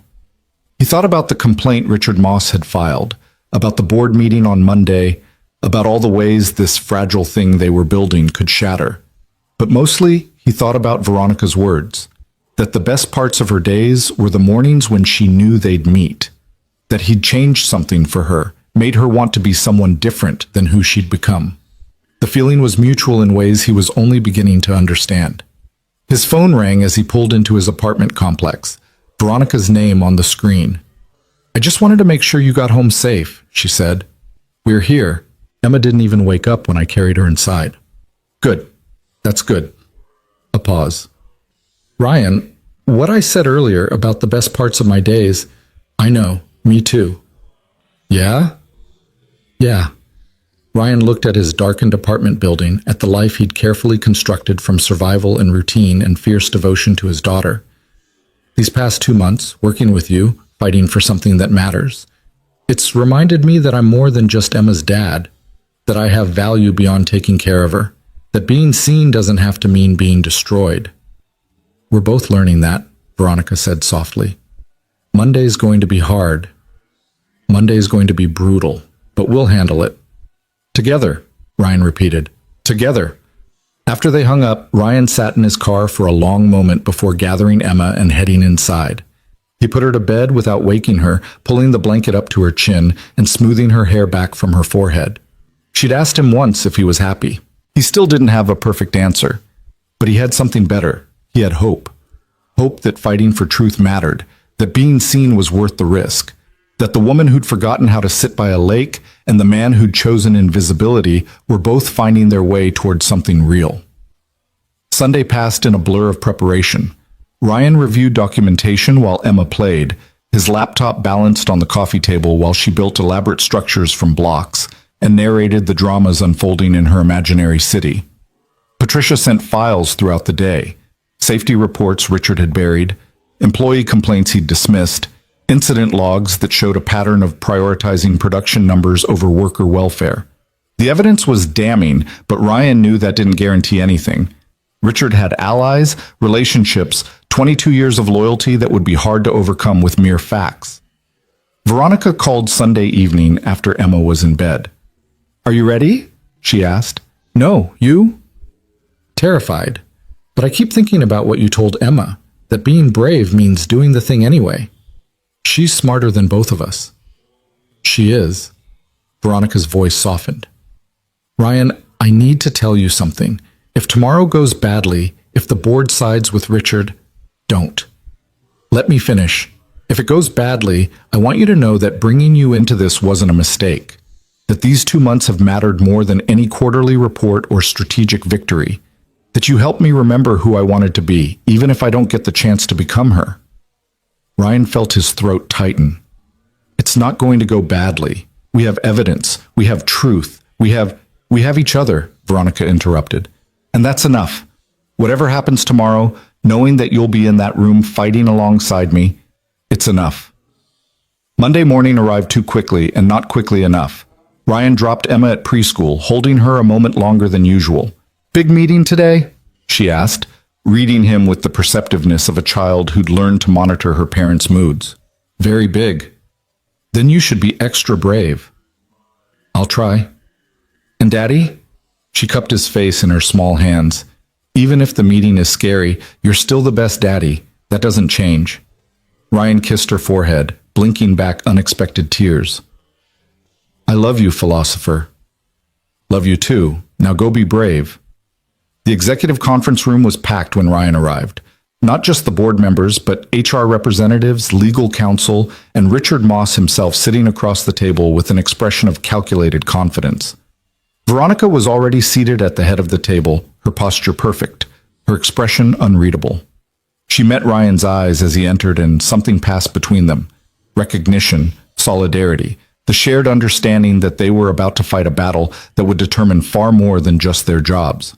Chairman Morrison called the meeting to order with clinical efficiency. Mr. Moss has filed a formal complaint alleging that the Groundswell Initiative constitutes targeted harassment designed to force his resignation in retaliation for legitimate management decisions. These are serious allegations that, if substantiated, would represent a significant failure of leadership.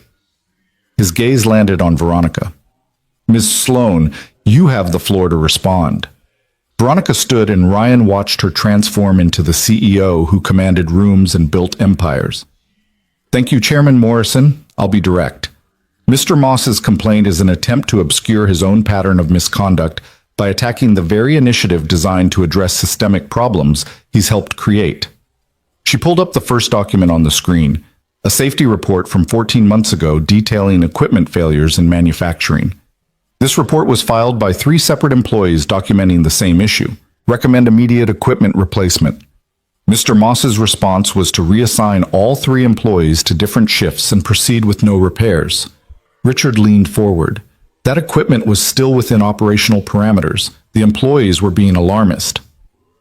4 months later, that equipment failed during operation. Veronica continued, advancing to the next slide. One worker suffered a severe hand injury requiring surgery. The incident investigation found that the failure was entirely preventable with proper maintenance. The settlement cost the company $240,000. The human cost is incalculable. She continued methodically through the evidence, complaint after complaint that Richard had suppressed, safety violations he'd ignored, employees who'd been punished for speaking up. The pattern was undeniable, but Richard had come prepared. He presented his own evidence, production numbers that had increased under his leadership, efficiency metrics that showed his department exceeding targets, testimonials from supervisors who praised his decisive management style. The question before this board, Richard said smoothly, is whether we prioritize feelings or results. I understand that some employees are uncomfortable with high-performance standards, but coddling workers who can't meet expectations isn't compassion. It's a recipe for mediocrity. Ryan felt anger rise in his chest. Before he could stop himself, he stood. May I respond to that? Morrison looked surprised, but nodded. Mr. Cole. Ryan moved to stand beside Veronica, drawing strength from her presence. Mr. Moss is presenting a false choice. This isn't about feelings versus results. It's about sustainable performance versus short-term metrics that destroy long-term value. He pulled up his own data, the turnover analysis, the replacement costs, the productivity losses from constantly training new workers to replace experienced ones who'd left. Mr. Moss's department has the highest turnover in the company, 68% in the last 18 months. Every time someone leaves, we lose institutional knowledge, efficiency, and continuity. The cost of that turnover exceeds his productivity gains by a factor of 3. People leave jobs, Richard countered. That's normal attrition. People leave hostile environments where they don't feel safe, valued, or heard, Ryan shot back. And they take their expertise with them. You're not managing for excellence, Mr. Moss. You're managing for compliance through fear, and in the long run, that destroys the very results you claim to prioritize. The room fell silent. Morrison looked at Veronica. Ms. Sloan, what are you proposing? Veronica didn't hesitate. Mr. Moss should be placed on administrative leave pending a full investigation. If the investigation confirms what we've documented, his employment should be terminated, not as retaliation, but as accountability for a documented pattern of misconduct that's cost this company money, talent, and integrity. That's outrageous, Richard began, but Morrison raised a hand. The board will deliberate. All parties are dismissed except board members. Ryan and Veronica gathered their materials in silence and left the room. They made it to her office before either spoke. We did everything we could, Veronica said quietly. Will it be enough? I don't know. They waited for 3 hours. Ryan tried to work, tried to focus on email and routine tasks, but his mind kept circling back to that conference room, to Richard's confident smirk, to the very real possibility that truth wouldn't matter as much as relationships and tenure and the comfortable corruption of systems that had always worked this way. His phone rang at 2:17 p.m. Morrison's assistant requesting they both return to the conference room. They walked side by side through the executive level, neither speaking, both knowing that the next 10 minutes would determine whether their fight for change had meant anything or whether they just made themselves expendable by challenging people with more power. The board members' expressions were unreadable as Ryan and Veronica took their seats. Morrison cleared his throat. The board has reached a decision. Regarding Mr. Moss, we find the evidence of misconduct compelling enough to warrant a full independent investigation. He will be placed on immediate administrative leave. Depending on the investigation's findings, termination is a likely outcome. Ryan felt Veronica's hand find his under the table, squeezing tight. Regarding the Groundswell initiative, Morrison continued, the board approves expansion of the pilot program to include all departments, with full implementation pending 6-month results. Ms. Sloan will retain her position as CEO, with the understanding that this initiative's success is directly tied to her continued leadership. It wasn't everything, but it was enough. It was more than enough. Thank you, Veronica said, her voice steady despite the emotion Ryan could see flickering in her eyes. After the board members filed out, after the conference room emptied, Ryan and Veronica sat alone in the sudden quiet. We did it, she said, almost disbelieving. You did it. You stood up to 22 years of entrenched power, and you won. We won. This was never just me, Ryan. It was David finding the courage to speak honestly, Patricia gathering data, you showing up to that board meeting and refusing to let them reduce human beings to efficiency metrics. She turned to face him fully. We won because we chose to be seen, together. Ryan thought about Emma's words that morning, that even if the meeting was scary, he was still the best daddy, that some things didn't change, but other things did. He'd walked into that conference room as an invisible IT technician. He was leaving as someone whose voice had mattered, whose truth had changed something real. I need to pick up Emma, he said, checking his watch. Of course, go. Veronica smiled. Tell her that her daddy was very brave today. Tell yourself the same thing. Ryan left the office as the afternoon sun was slanting through the windows, painting everything gold. He picked up Emma from preschool and took her to the park, pushing her on the swings while she shrieked with laughter and demanded higher, higher, not scared at all. His phone buzzed with a message from Veronica. I'm going back to the lake next weekend, just wanted you to know. Choosing to be the person who sits by lakes instead of the person who runs empires, or maybe trying to figure out how to be both. Ryan typed back with one hand while steadying Emma's swing with the other. Good. You deserve to remember what that feels like. And for what it's worth, I think you can be both. The person by the lake and the person who changes things. They're not as different as you think. Her response came quickly. Thank you for everything, for seeing me, for not letting me hide, for being brave enough to be seen yourself. Emma called for him to watch her jump off the swing, and Ryan put away his phone to give her his full attention. But part of his mind stayed with Veronica's words, with the strange and wonderful truth that being seen, really seen, by another person could change everything. That night, after Emma was asleep, Ryan stood at his apartment window looking out at the city. Somewhere out there, Veronica was doing the same thing, both of them thinking about lake houses and board meetings and the narrow space between who they'd been and who they were becoming. They'd won a battle today. Not the war. There would be more fights, more resistance, more people who preferred the comfortable corruption of the old ways. But they'd proven something important. That honesty mattered, that being seen was worth the risk, that two people from impossibly different worlds could find each other in the space between invisibility and exposure, and together build something real. Ryan sent one more message before bed. Same time Wednesday morning? Veronica's response made him smile. I'll be there. We have work to do. They had work to do, and the work turned out to be both harder and more rewarding than either of them had anticipated. The expansion of Groundswell from a pilot program to a company-wide initiative meant more meetings, more resistance, more late nights spent reviewing data and refining proposals.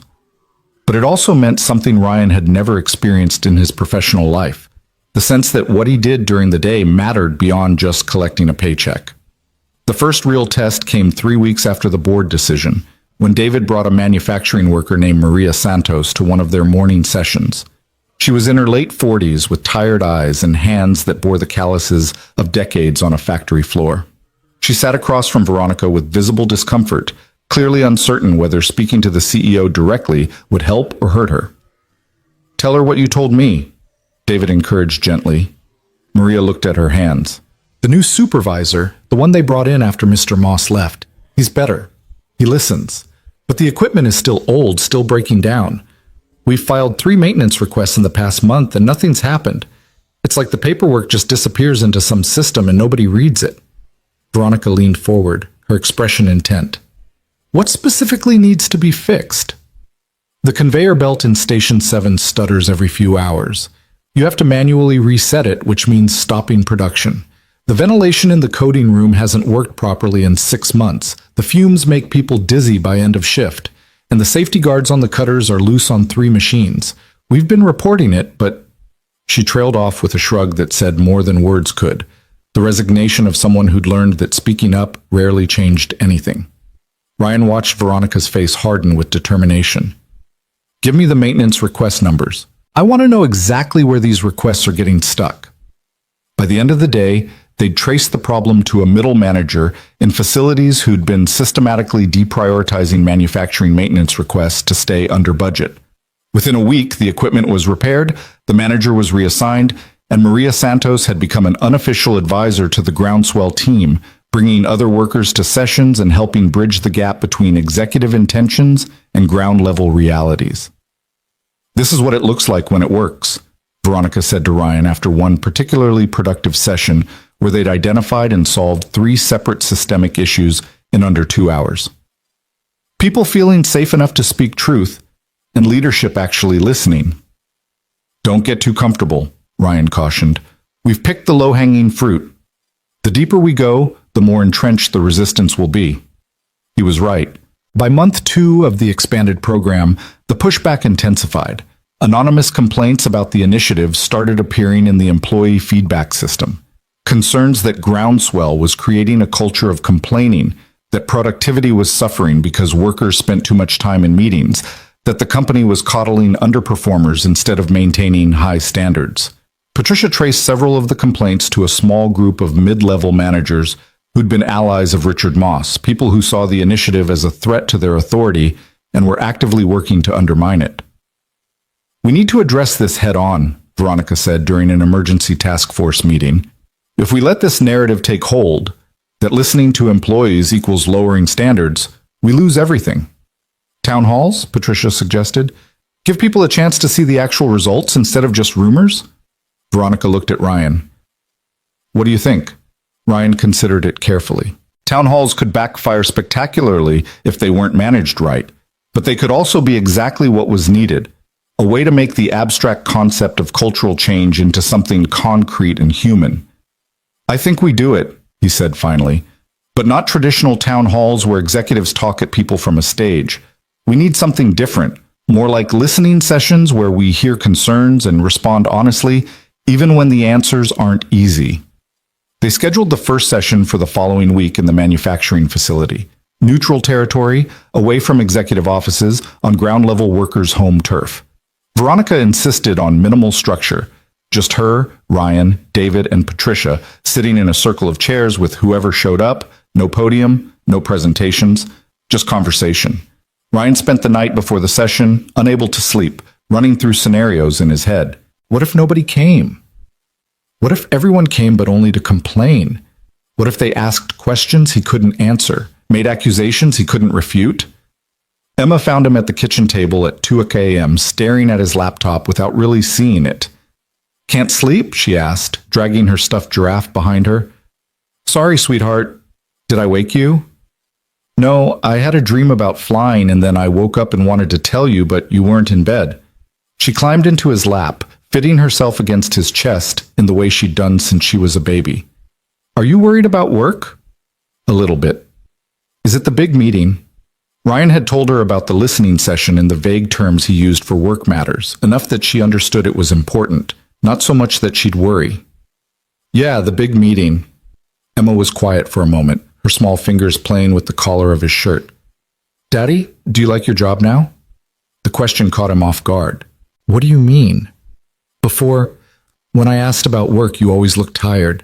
Now you look scared sometimes, but also happy. So I wondered if you like it now. Ryan held her closer, marveling at her perceptiveness. I do like it now. It's harder and scarier, but it matters more. Does that make sense? Like how ballet is hard, but I still like it, because when I do a good spin, it feels special? Exactly like that. She nodded against his chest. Then the big meeting will be okay, because you're doing good spins. Ryan carried her back to bed, tucking her in with an extra kiss to the forehead. Her faith in him was both humbling and terrifying. This small person who believed he could do hard things simply because he was her father, because in her world, parents were capable of anything. He hoped she was right. The manufacturing facility's break room had been cleared of tables and set up with concentric circles of chairs, about 80 seats total. Ryan arrived early with Veronica to find workers already filtering in, some curious, some skeptical, all clearly uncertain what to expect. Maria Santos had helped spread word about the session, and Ryan spotted her near the front, giving him an encouraging nod. David was there with several other managers who'd bought into the groundswell vision. Patricia had her tablet ready to take notes, documenting everything so they could follow up on specific issues. By the scheduled start time, nearly every seat was filled. Veronica stood, not at the center of the circle, but as part of it, just another person in a chair. Thank you all for coming. I know trust has to be earned, and I know we've asked you to believe in change when you've seen too many initiatives that promised everything and delivered nothing. So I'm not going to make speeches or promises today. I'm just going to listen. And then I'm going to tell you honestly what we can fix, what we can't fix, and what we're willing to fight for. The first 15 minutes were awkward, people glancing at each other, waiting for someone else to speak first, testing whether this was genuine or just theater. Then a young woman in the third row raised her hand hesitantly. I've worked in packaging for 3 years. Every performance review, I get told I'm doing great. But when I asked about advancement opportunities, my supervisor said there weren't any positions available. That was 18 months ago. Since then, they've hired 2 external candidates for supervisor roles without ever posting them internally. How is that fair? Veronica didn't deflect or make excuses. It's not fair. And it's exactly the kind of practice we're trying to change. Can you give me your name and department details? I want to look into this specifically. The woman did, and something shifted in the room. Other hands started going up. A maintenance worker talked about submitting the same safety concern for 6 months, with no response until Groundswell suddenly made it a priority. Why did it take a CEO initiative for basic safety to matter? An IT technician, one of Ryan's former colleagues, described feeling invisible for years, only noticed when something broke, never consulted about systemic improvements, even though he had ideas that could save the company money and time. A customer service representative explained how the metric she was evaluated on incentivized rushing customers off the phone rather than actually solving their problems, creating a system where doing her job well meant failing her performance reviews. Veronica listened to each concern with complete focus, occasionally asking clarifying questions, never dismissing or minimizing. Ryan found himself doing the same, recognizing his own experience in many of their stories. The frustration of being unseen, unheard, treated as a resource rather than a person. Then a man in the back row stood up, his expression hostile. Ryan recognized him, one of the managers Patricia had identified as actively undermining Groundswell. This is all very touching, the man said with evident sarcasm. But let's be honest about what this really is. You're creating a culture where people complain instead of work, where feelings matter more than results. I've been with this company for 15 years, and the reason we've been successful is because we maintain high standards. You start catering to every person who thinks their job is too hard, and we'll lose our competitive edge. The room went very quiet. Ryan felt tension spike, people shifting in their seats, uncertain how Veronica would respond to such direct confrontation. Veronica stood slowly, her expression calm. What's your name? David Brennan, logistics manager. Mr. Brennan, thank you for your honesty. I appreciate directness, even when I disagree with it. She paused. You're right that maintaining high standards is essential. Where you're wrong is in thinking that listening to employees is incompatible with excellence. In fact, the opposite is true. She pulled out her phone, calling up data they'd compiled. Since we started Groundswell, productivity in departments with active participation is up 9%. Turnover is down 32%. Quality control issues have dropped by 18%. Those aren't feelings. Those are results. Better results than we were getting when we ignored people's concerns and just demanded performance. That's short term, Brennan countered. Wait until... It's been 4 months, Veronica interrupted, and every trend line is moving in the right direction. But let me ask you something, Mr. Brennan. In your 15 years here, how many good people have you seen leave because they felt undervalued? How many problems could have been solved earlier if someone had listened to the people closest to the work? How many injuries or mistakes or losses could have been prevented if speaking up wasn't considered complaining?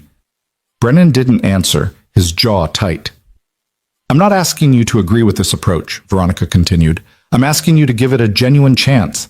And if you can't do that, if you truly believe that treating people with dignity is incompatible with success, then maybe you need to ask yourself if this is still the right company for you. The room stayed silent for a long moment. Then Maria Santos stood. I want to say something. I've worked in manufacturing for 23 years.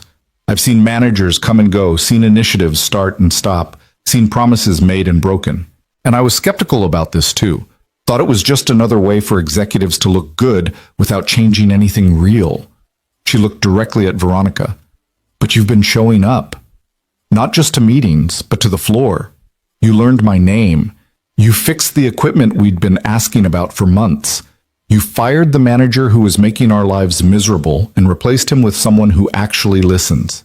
She turned to address the whole room. Maybe this won't last. Maybe it'll fall apart like everything else. But right now, for the first time in 2 decades, I feel like someone with power actually cares whether I'm safe, whether I'm valued, whether my work matters. And that's worth fighting for. Several people nodded. A few started clapping, and the applause spread until most of the room was participating. Brennan stood frozen for a moment, then walked out without another word. After the session ended, after most people had filtered back to their shifts, Ryan found Veronica standing alone near the windows overlooking the manufacturing floor. That was hard, she said quietly. That was necessary. And you handled it perfectly. Did I? I basically told a 15-year employee to quit if he didn't like how I run things. You told him the truth, that this company is changing and people can either change with it or move on. Ryan moved to stand beside her. You can't make everyone happy, Veronica. Some people are too invested in the old way of doing things. I know. It's just, she sighed. My father used to say that leadership meant making hard choices. I always thought he meant choices about strategy or finances. I didn't realize how hard it would be to choose between people. To acknowledge that building the culture we want means some people won't have a place in it. Ryan thought about his own hard choices over the past months. The evenings away from Emma, the risks to his career security, the constant uncertainty about whether fighting for change would ultimately help or hurt the people he loved. Emma asked me last night if I liked my job now, he said. She noticed that I used to always look tired, but now I look scared sometimes, but also happy. Are you? Happy? I'm terrified most of the time. But yeah, I'm also happy in a way I haven't been in years. Because what I'm doing matters. Because I'm not invisible anymore. Because I wake up thinking about how to solve real problems instead of just surviving another day. He paused. Is that how you feel? Veronica was quiet for a long moment, watching the manufacturing floor below where people were returning to their stations, their work, their lives that had been invisibly supporting the company's success for years. I went back to the lake house last weekend, she said finally. Spent the whole day there. Sat on the dock, went for a walk in the woods, made dinner in that tiny kitchen. And for the first time since my father died, I felt like myself. Not the CEO, not the person managing crises and fighting battles, just me. That's good. That's important. The strange thing is, I kept thinking about work. Not in the obsessive way I used to, where it consumed everything, but wondering what Maria would think about the sunset, or whether Emma would like the way the leaves look when they fall on the water. Thinking about the listening session, about your face when that technician talked about feeling invisible. She turned to look at him. The lake house used to be an escape from my real life. Now it feels like it's part of the same thing, like maybe I don't have to choose between being the person by the lake and being the person who changes things. You don't, Ryan said softly. They're both you. They always were. I'm starting to believe that. She smiled, and it reached her eyes in a way that reminded him of the photograph, of the woman who'd been happy before she learned to be untouchable. Thank you for that, for helping me see it. The weeks that followed the listening session brought gradual but measurable change. More workers started showing up to groundswell meetings. More managers began to engage with the initiative instead of resisting it. The anonymous complaints didn't disappear entirely, but they were increasingly outnumbered by positive feedback and concrete suggestions for improvement. Ryan found his role evolving from task force member to something more like a translator, someone who could speak both the language of ground-level workers and executive strategy, who could help each side understand the other. It was exhausting work, but it was his work in a way that fixing computers had never been. Emma noticed the change in him too. She started asking more questions about his job, wanting to understand what made him come home energized some days and depleted others. Ryan tried to explain it in terms she could grasp, about helping people feel heard, about making work better for everyone, about choosing bravery even when it was scary. Like Gerald the fish exploring the deep part? She asked one evening while they were making dinner together. Ryan smiled, remembering the story she'd told at the lake house. Exactly like Gerald. And Miss Veronica is helping you explore? We're helping each other. Emma considered this seriously while stirring the pasta sauce with intense concentration. I like Miss Veronica. She's nice and she listens good and she knows about chartreuse. She does listen well, Ryan agreed, his chest tight with affection for this small person who'd somehow understood something essential about Veronica that many adults missed. Are you friends now? The question was simple, but the answer was complicated. Were they friends? They'd gone far beyond professional colleagues, sharing vulnerabilities and truths that felt increasingly intimate. But calling it friendship seemed insufficient for the way Veronica's texts could make his heart beat faster, the way her presence in a room changed the quality of the air, the way he'd started thinking of his days in terms of before and after their morning meetings. Yeah, he said finally, because it was true even if it was incomplete. We're friends. Good. Everyone needs friends. That Saturday, Veronica invited them back to the lake house. It had become an irregular but treasured routine. Every few weeks when schedules allowed, they'd make the drive north and spend a day remembering what it felt like to be human instead of just functional. This visit fell on a perfect October afternoon, the trees at peak color, the air crisp enough for sweaters but warm enough for Emma to play outside without a coat. She'd brought her collection of special rocks from the city, explaining to Veronica in great detail why each one was unique and important. This one is special because it's smooth, but also has sparkles. And this one is special because it's shaped like a heart if you look at it the right way. And this one is special because I found it the day Daddy told me I was brave. Veronica examined each rock with the same seriousness Emma brought to the presentation. You have excellent taste in rocks. Very discerning. What's discerning? It means you know quality when you see it. Emma beamed, adding this new word to her growing vocabulary of concepts she was still figuring out. They spent the afternoon exploring the woods behind the cottage, Emma narrating an elaborate adventure story where they were explorers searching for treasure. Veronica played along with surprising enthusiasm, suggesting plot developments and character motivations that made Emma shriek with delight.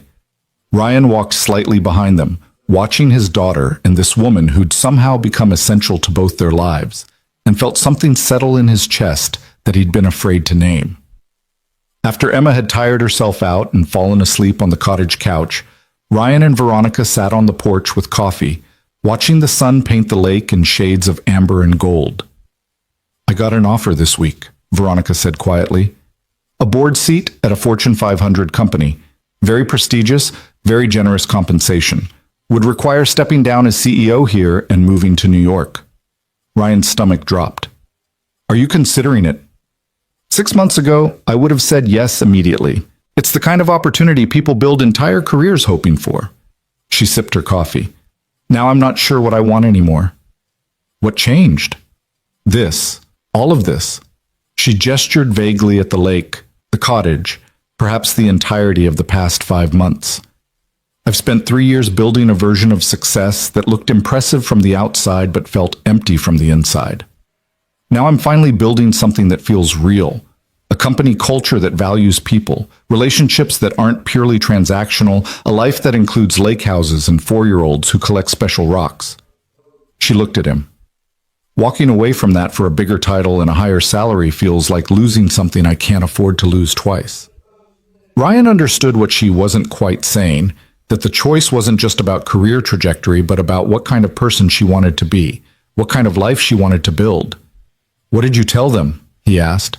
That I needed time to think about it. They want an answer by the end of the month. That's 3 weeks. I know. She set down her coffee cup. Can I ask you something? If I did take it, if I left, would you stay? Keep fighting for Groundswell with whatever CEO comes next? Ryan had to think about that. His entire participation in the initiative was built on Veronica's vision, her willingness to risk everything for meaningful change. Without her, would the new leadership maintain that commitment? Or would Groundswell slowly get watered down, compromised away, until it was just another failed initiative that sounded good but changed nothing? I don't know, he said honestly. Depends on who they brought in, whether they actually believed in what we're building or just saw it as a PR program to improve employee satisfaction scores. He paused. But I think the real question is whether you'd regret leaving. Not for career reasons, but for everything else. Would you regret walking away from the chance to finish what you started here? Veronica stared out at the lake for a long moment. I would. I'd regret it every time I sat in a boardroom discussing quarterly reports with people who see workers as line items. Every time I had a conversation that was carefully strategic instead of genuinely honest. Every time I remembered what it felt like to fight for something that mattered and chose the safer path instead. Then I think you have your answer. It's not that simple. The board seat is a real opportunity.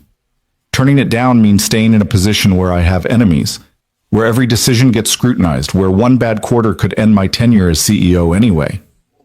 But it also means finishing what you started, proving that companies can be both profitable and humane, showing that the woman by the lake and the woman who changes things are the same person. Ryan met her eyes. It means not running away from the hard thing just because it's hard. Veronica laughed softly. You sound like Emma, telling me to be brave like Gerald the fish. Emma's usually right about these things.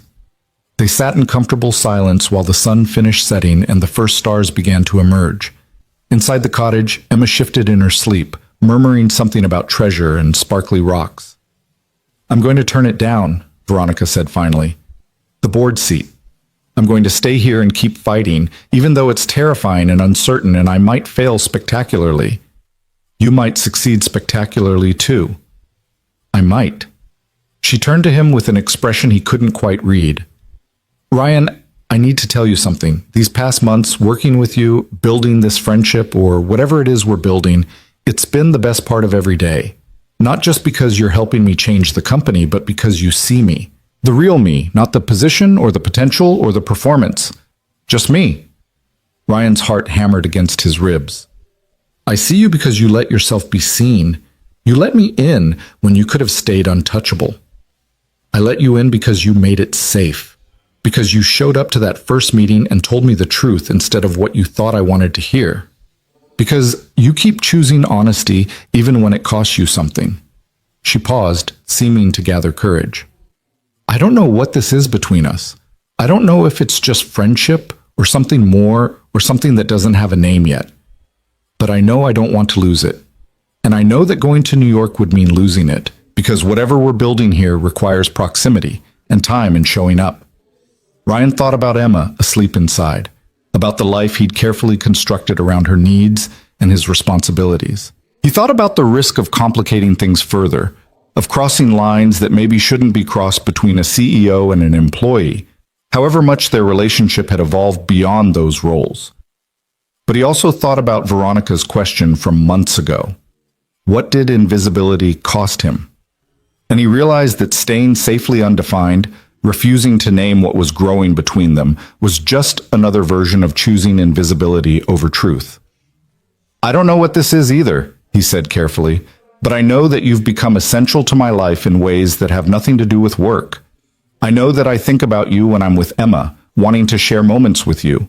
I know that your texts make me smile, that planning our lake house visits has become something I look forward to all week, that watching you remember how to be human again has been one of the most beautiful things I've ever witnessed. But, Veronica prompted gently, hearing the hesitation in his voice, but I have Emma, and she has to come first, always. I can't risk her stability, her security, for something that might not work out. She's already lost one parent who decided she wasn't worth staying for. I won't put her through that again. I would never ask you to put me before Emma, Veronica said firmly. Never. She's the most important person in your life, and she should be. But Ryan, I'm not asking you to choose between us. I'm asking if there's room in your life for both, for being an amazing father and also being someone who has relationships, connections, possibilities beyond just parenting. I don't know if I know how to do that. For 3 years, it's just been me and Emma against the world. Adding someone else, it's terrifying. Everything worth doing is terrifying, Veronica said with a small smile. You taught me that. Emma chose that moment to appear in the doorway, rubbing her eyes and dragging her giraffe. Daddy, is it time to go home? Ryan stood, moving to scoop her up. Not yet, sweetheart. Just talking with Miss Veronica. Did you have a good nap? I dreamed about the lake, and there were fish made of stars. She rested her head on Ryan's shoulder, still half asleep. Can we come back here again? Do you want to? Veronica asked. Emma lifted her head to look at Veronica seriously. Yes, because it's magic here, and you're happy here, and Daddy's happy here, and everyone should be happy. Everyone should be happy, Veronica echoed softly. You're very wise, Emma. I know. Emma yawned enormously. Can I have hot chocolate? They made hot chocolate together in the cottage's small kitchen, Emma conducting the operation with great seriousness, explaining to Veronica the exact ratio of chocolate to milk that Daddy always got right. The domestic simplicity of it. 3 people making hot chocolate, chatting about nothing important, existing together in easy comfort, felt both ordinary and precious. On the drive home, with Emma asleep in the back seat and the dark road unwinding before them, Ryan thought about Veronica's question. Was there room in his life for both Emma and something more? He'd been operating for so long on the assumption that being a good father meant sacrificing everything else, that any attention or energy he gave to someone else was attention stolen from his daughter. But watching Emma and Veronica together today, the easy affection, the genuine delight they took in each other's company, he wondered if maybe he'd been wrong. Maybe showing Emma what healthy adult relationships looked like was part of being a good father. Maybe teaching her that it was possible to be fully present for the people you loved without disappearing into obligation was actually more valuable than martyring himself on the altar of perfect single parenthood. He called Veronica when he got home, after Emma was in bed. I've been thinking, he said without preamble, about what you said, about whether there's room. And I think there might be. If we're careful, if we're honest, if we promise that Emma's well-being is always the priority, and we never do anything that would hurt her. I can promise that, Veronica said quietly. Easily. Because I care about her too. And I care about you. And I want whatever this becomes to be something that adds to your lives, not something that disrupts them. Then maybe we try, slowly, see where it goes. I'd like that. He could hear the smile in her voice. I'd like that a lot. The next month brought changes subtle and profound. Groundswell's 6-month evaluation showed results that exceeded even Veronica's optimistic projections. Productivity up, turnover down, employee satisfaction scores at a 5-year high. The board approved full implementation across all divisions, and Morrison grudgingly admitted that the initiative had proven its value. Ryan's role formalized into a newly created position, Director of Employee Experience, with a salary that made his old IT wages look laughable and responsibilities that terrified and energized him in equal measure. He still left at 5 o'clock to pick up Emma, but now he had a team beneath him, people who could handle evening emergencies, coverage that meant he could be fully present for his daughter without constantly worrying about dropped balls at work. Emma started kindergarten that fall, and Veronica showed up to her first day of school breakfast, sitting at the tiny cafeteria table and listening to Emma's detailed analysis of why the alphabet should be reorganized to put all the best letters first. Ryan watched them together, his fierce, brilliant daughter, and this woman who'd gone from untouchable CEO to someone who showed up for kindergarten breakfasts and felt his chest expand with an emotion he'd been afraid to name. It wasn't just love, though love was definitely part of it. It was recognition. The understanding that somehow, accidentally, they'd built something real from pieces that shouldn't have fit together. A single father and a CEO, a man choosing visibility and a woman remembering humanity. Two people who'd been lonely in different ways finding each other and deciding to be brave together. The first time Veronica stayed for dinner at Ryan's apartment, nothing fancy, just spaghetti and salad, and Emma's running commentary on everything she'd learned that day, felt monumentous and ordinary all at once. Emma accepted Veronica's presence with the easy adaptability of children, treating her like a natural extension of their small family rather than an intrusion into their established routines. "Miss Veronica, do you know how to play Candyland?" Emma asked after dinner, already pulling out the board game. "I used to, but I might be rusty." "That's okay. I'll teach you the rules. They're very complicated." Ryan did dishes while they played, listening to Emma patiently explaining strategy to a woman who probably negotiated billion-dollar deals with the same focus she brought to advancing her plastic gingerbread man along the rainbow path. When Veronica lost, almost certainly on purpose, Emma was gracious in victory, consoling her with the wisdom that losing was how you learn to be better next time. After Emma was in bed, Ryan and Veronica sat on the small balcony with coffee, looking out at the city lights spreading below them like a circuit board. "Thank you for today," Veronica said, "for letting me be part of this. Thank you for wanting to be. I know it's not glamorous, kindergarten breakfast and Candyland and chicken nuggets shaped like dinosaurs. It's perfect. It's real." She reached over and took his hand, and Ryan laced his fingers through hers, marveling at how natural it felt. "I've spent 3 years at the top of a tower making decisions that affected thousands of people, and I've never felt as useful as I did today, helping Emma sound out words in her new reading book. You're a natural. I'm terrified I'll mess this up, that I'll disappoint Emma, or you, or both of you. That I'll be so busy trying to be what you need that I'll lose sight of who I actually am." Ryan squeezed her hand. "Then we communicate. We're honest. We remember that the whole reason this works is because we've never pretended to be anything other than exactly who we are. Scared and trying anyway." "Exactly." 6 months into their careful, honest, sometimes terrifying relationship, Veronica made a decision that surprised everyone, including herself. She announced to the board that she was stepping back from day-to-day operations to focus on long-term strategy and culture development, promoting her COO to CEO and taking the role of executive chair herself. "I realized I was doing it again," she explained to Ryan the night before the announcement. "Trying to be everything, make every decision, carry every burden. That's not sustainable and it's not necessary. I have good people. They don't need me micromanaging them. They need me supporting them and making sure we never lose sight of why we're doing this." "That's very wise," Ryan said. "Also terrifying for a control freak like you." "So terrifying, but also right." She smiled. "Besides, this way I have more time for kindergarten breakfasts and Candyland tournaments. Turns out those matter more than I expected." The new structure gave Veronica something she'd never had: balance. Time to go to the lake house regularly, to show up for Emma's school events, to have conversations with Ryan that weren't squeezed into early mornings before the office filled up.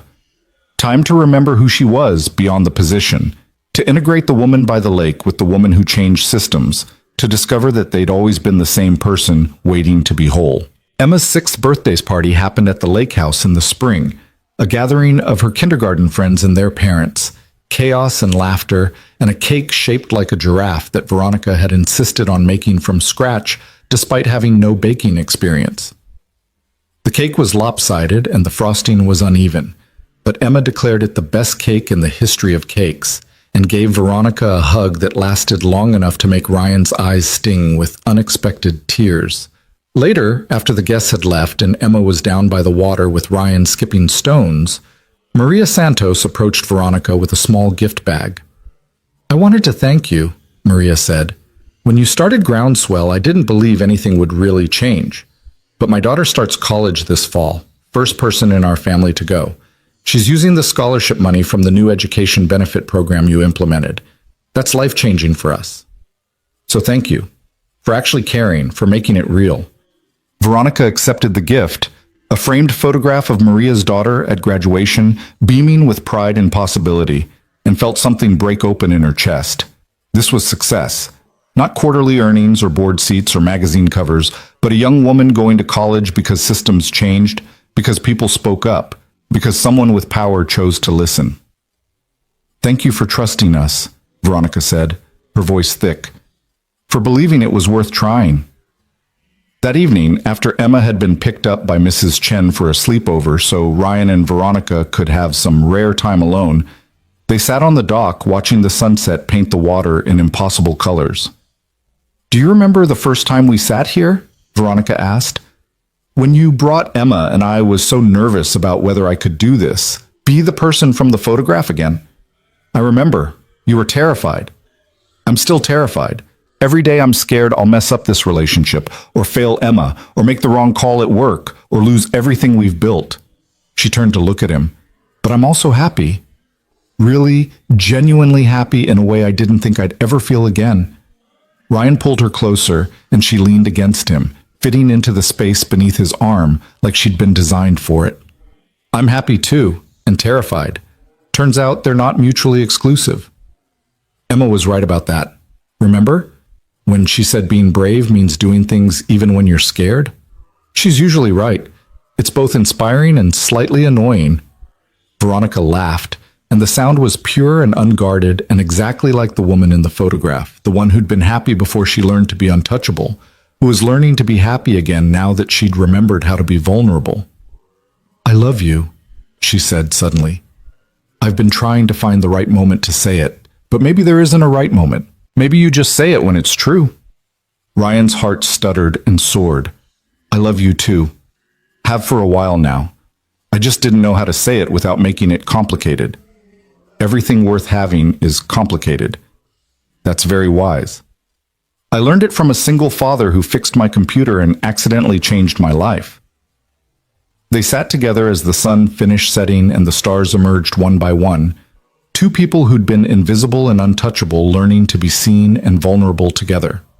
Behind them, the cottage stood solid and welcoming, full of memories and promises, and the life they were carefully, honestly building from truth and bravery and the willingness to choose each other every day. A year later, Ryan stood in the same spot on the dock, but this time he wasn't alone. Emma was beside him in a pale blue dress she'd chosen because it matched the lake, practicing walking in small, careful steps while clutching a basket of flower petals. Behind them, folding chairs had been arranged on the lawn. Not many, just close friends and family, the people who mattered.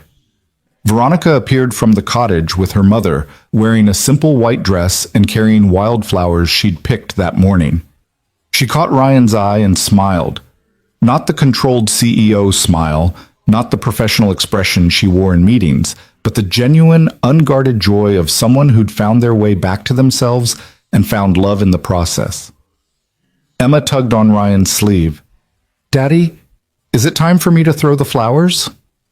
"Almost, sweetheart, when the music starts." "And then you and Miss Veronica get married?" "Then we get married.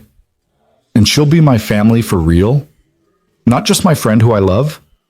Ryan knelt down to her level, smoothing a strand of hair behind her ear. "She's already your family, Em. Has been for a long time. This is just the day we celebrated officially." Emma considered this seriously, then nodded. "Okay, that's good. Because I love her very much and I want her to stay forever." "Me too, philosopher, me too." The ceremony was simple. No elaborate speeches, just honest promises exchanged on a dock where Veronica had learned to sit by lakes again, where Ryan had learned that being seen didn't have to mean being destroyed, where both of them had discovered that choosing truth over safety was terrifying and necessary and worth it.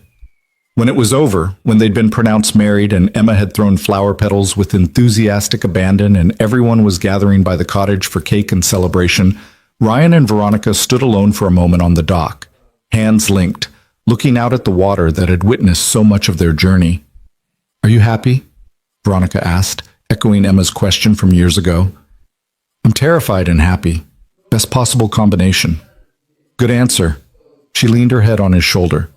"Thank you for seeing me, for not letting me stay invisible behind my position, for teaching me that being untouchable just meant being alone." "Thank you for the same, for pulling me out of invisibility, for making me believe my voice mattered, for showing Emma what it looks like when people choose bravery together." From the cottage, Emma's voice called out, "Daddy! Miss Veronica! Mrs. Chen says we have to cut the cake before it melts." They turned toward the sound of her voice. Their daughter, fierce and brilliant and teaching them daily about courage and honesty and love. Behind her, the cottage stood solid. The trees blazed with summer green, and friends gathered to celebrate the strange and beautiful thing they'd built from one accidental glimpse, one honest answer, one choice to be seen. Veronica squeezed Ryan's hand. "Ready?" "Always." They walked up from the dock together, leaving behind the people they'd been, invisible and untouchable, and stepping fully into who they'd become. Not perfect, not without fear, but real, seen, choosing each other, and truth and bravery every single day. The photo someone took that afternoon, Ryan and Veronica and Emma on the dock, laughing at something completely present and unguarded, would sit on Veronica's desk for years to come, not hidden in a folder somewhere, not something to be ashamed of or nostalgic for. Just proof that people could change, that being seen was worth the risk, that sometimes fixing someone's computer could lead to fixing two broken hearts and building a family from honesty and hope, and that the woman by the lake and the woman who changed the world were, and always had been, the same person. She just needed someone brave enough to tell her the truth.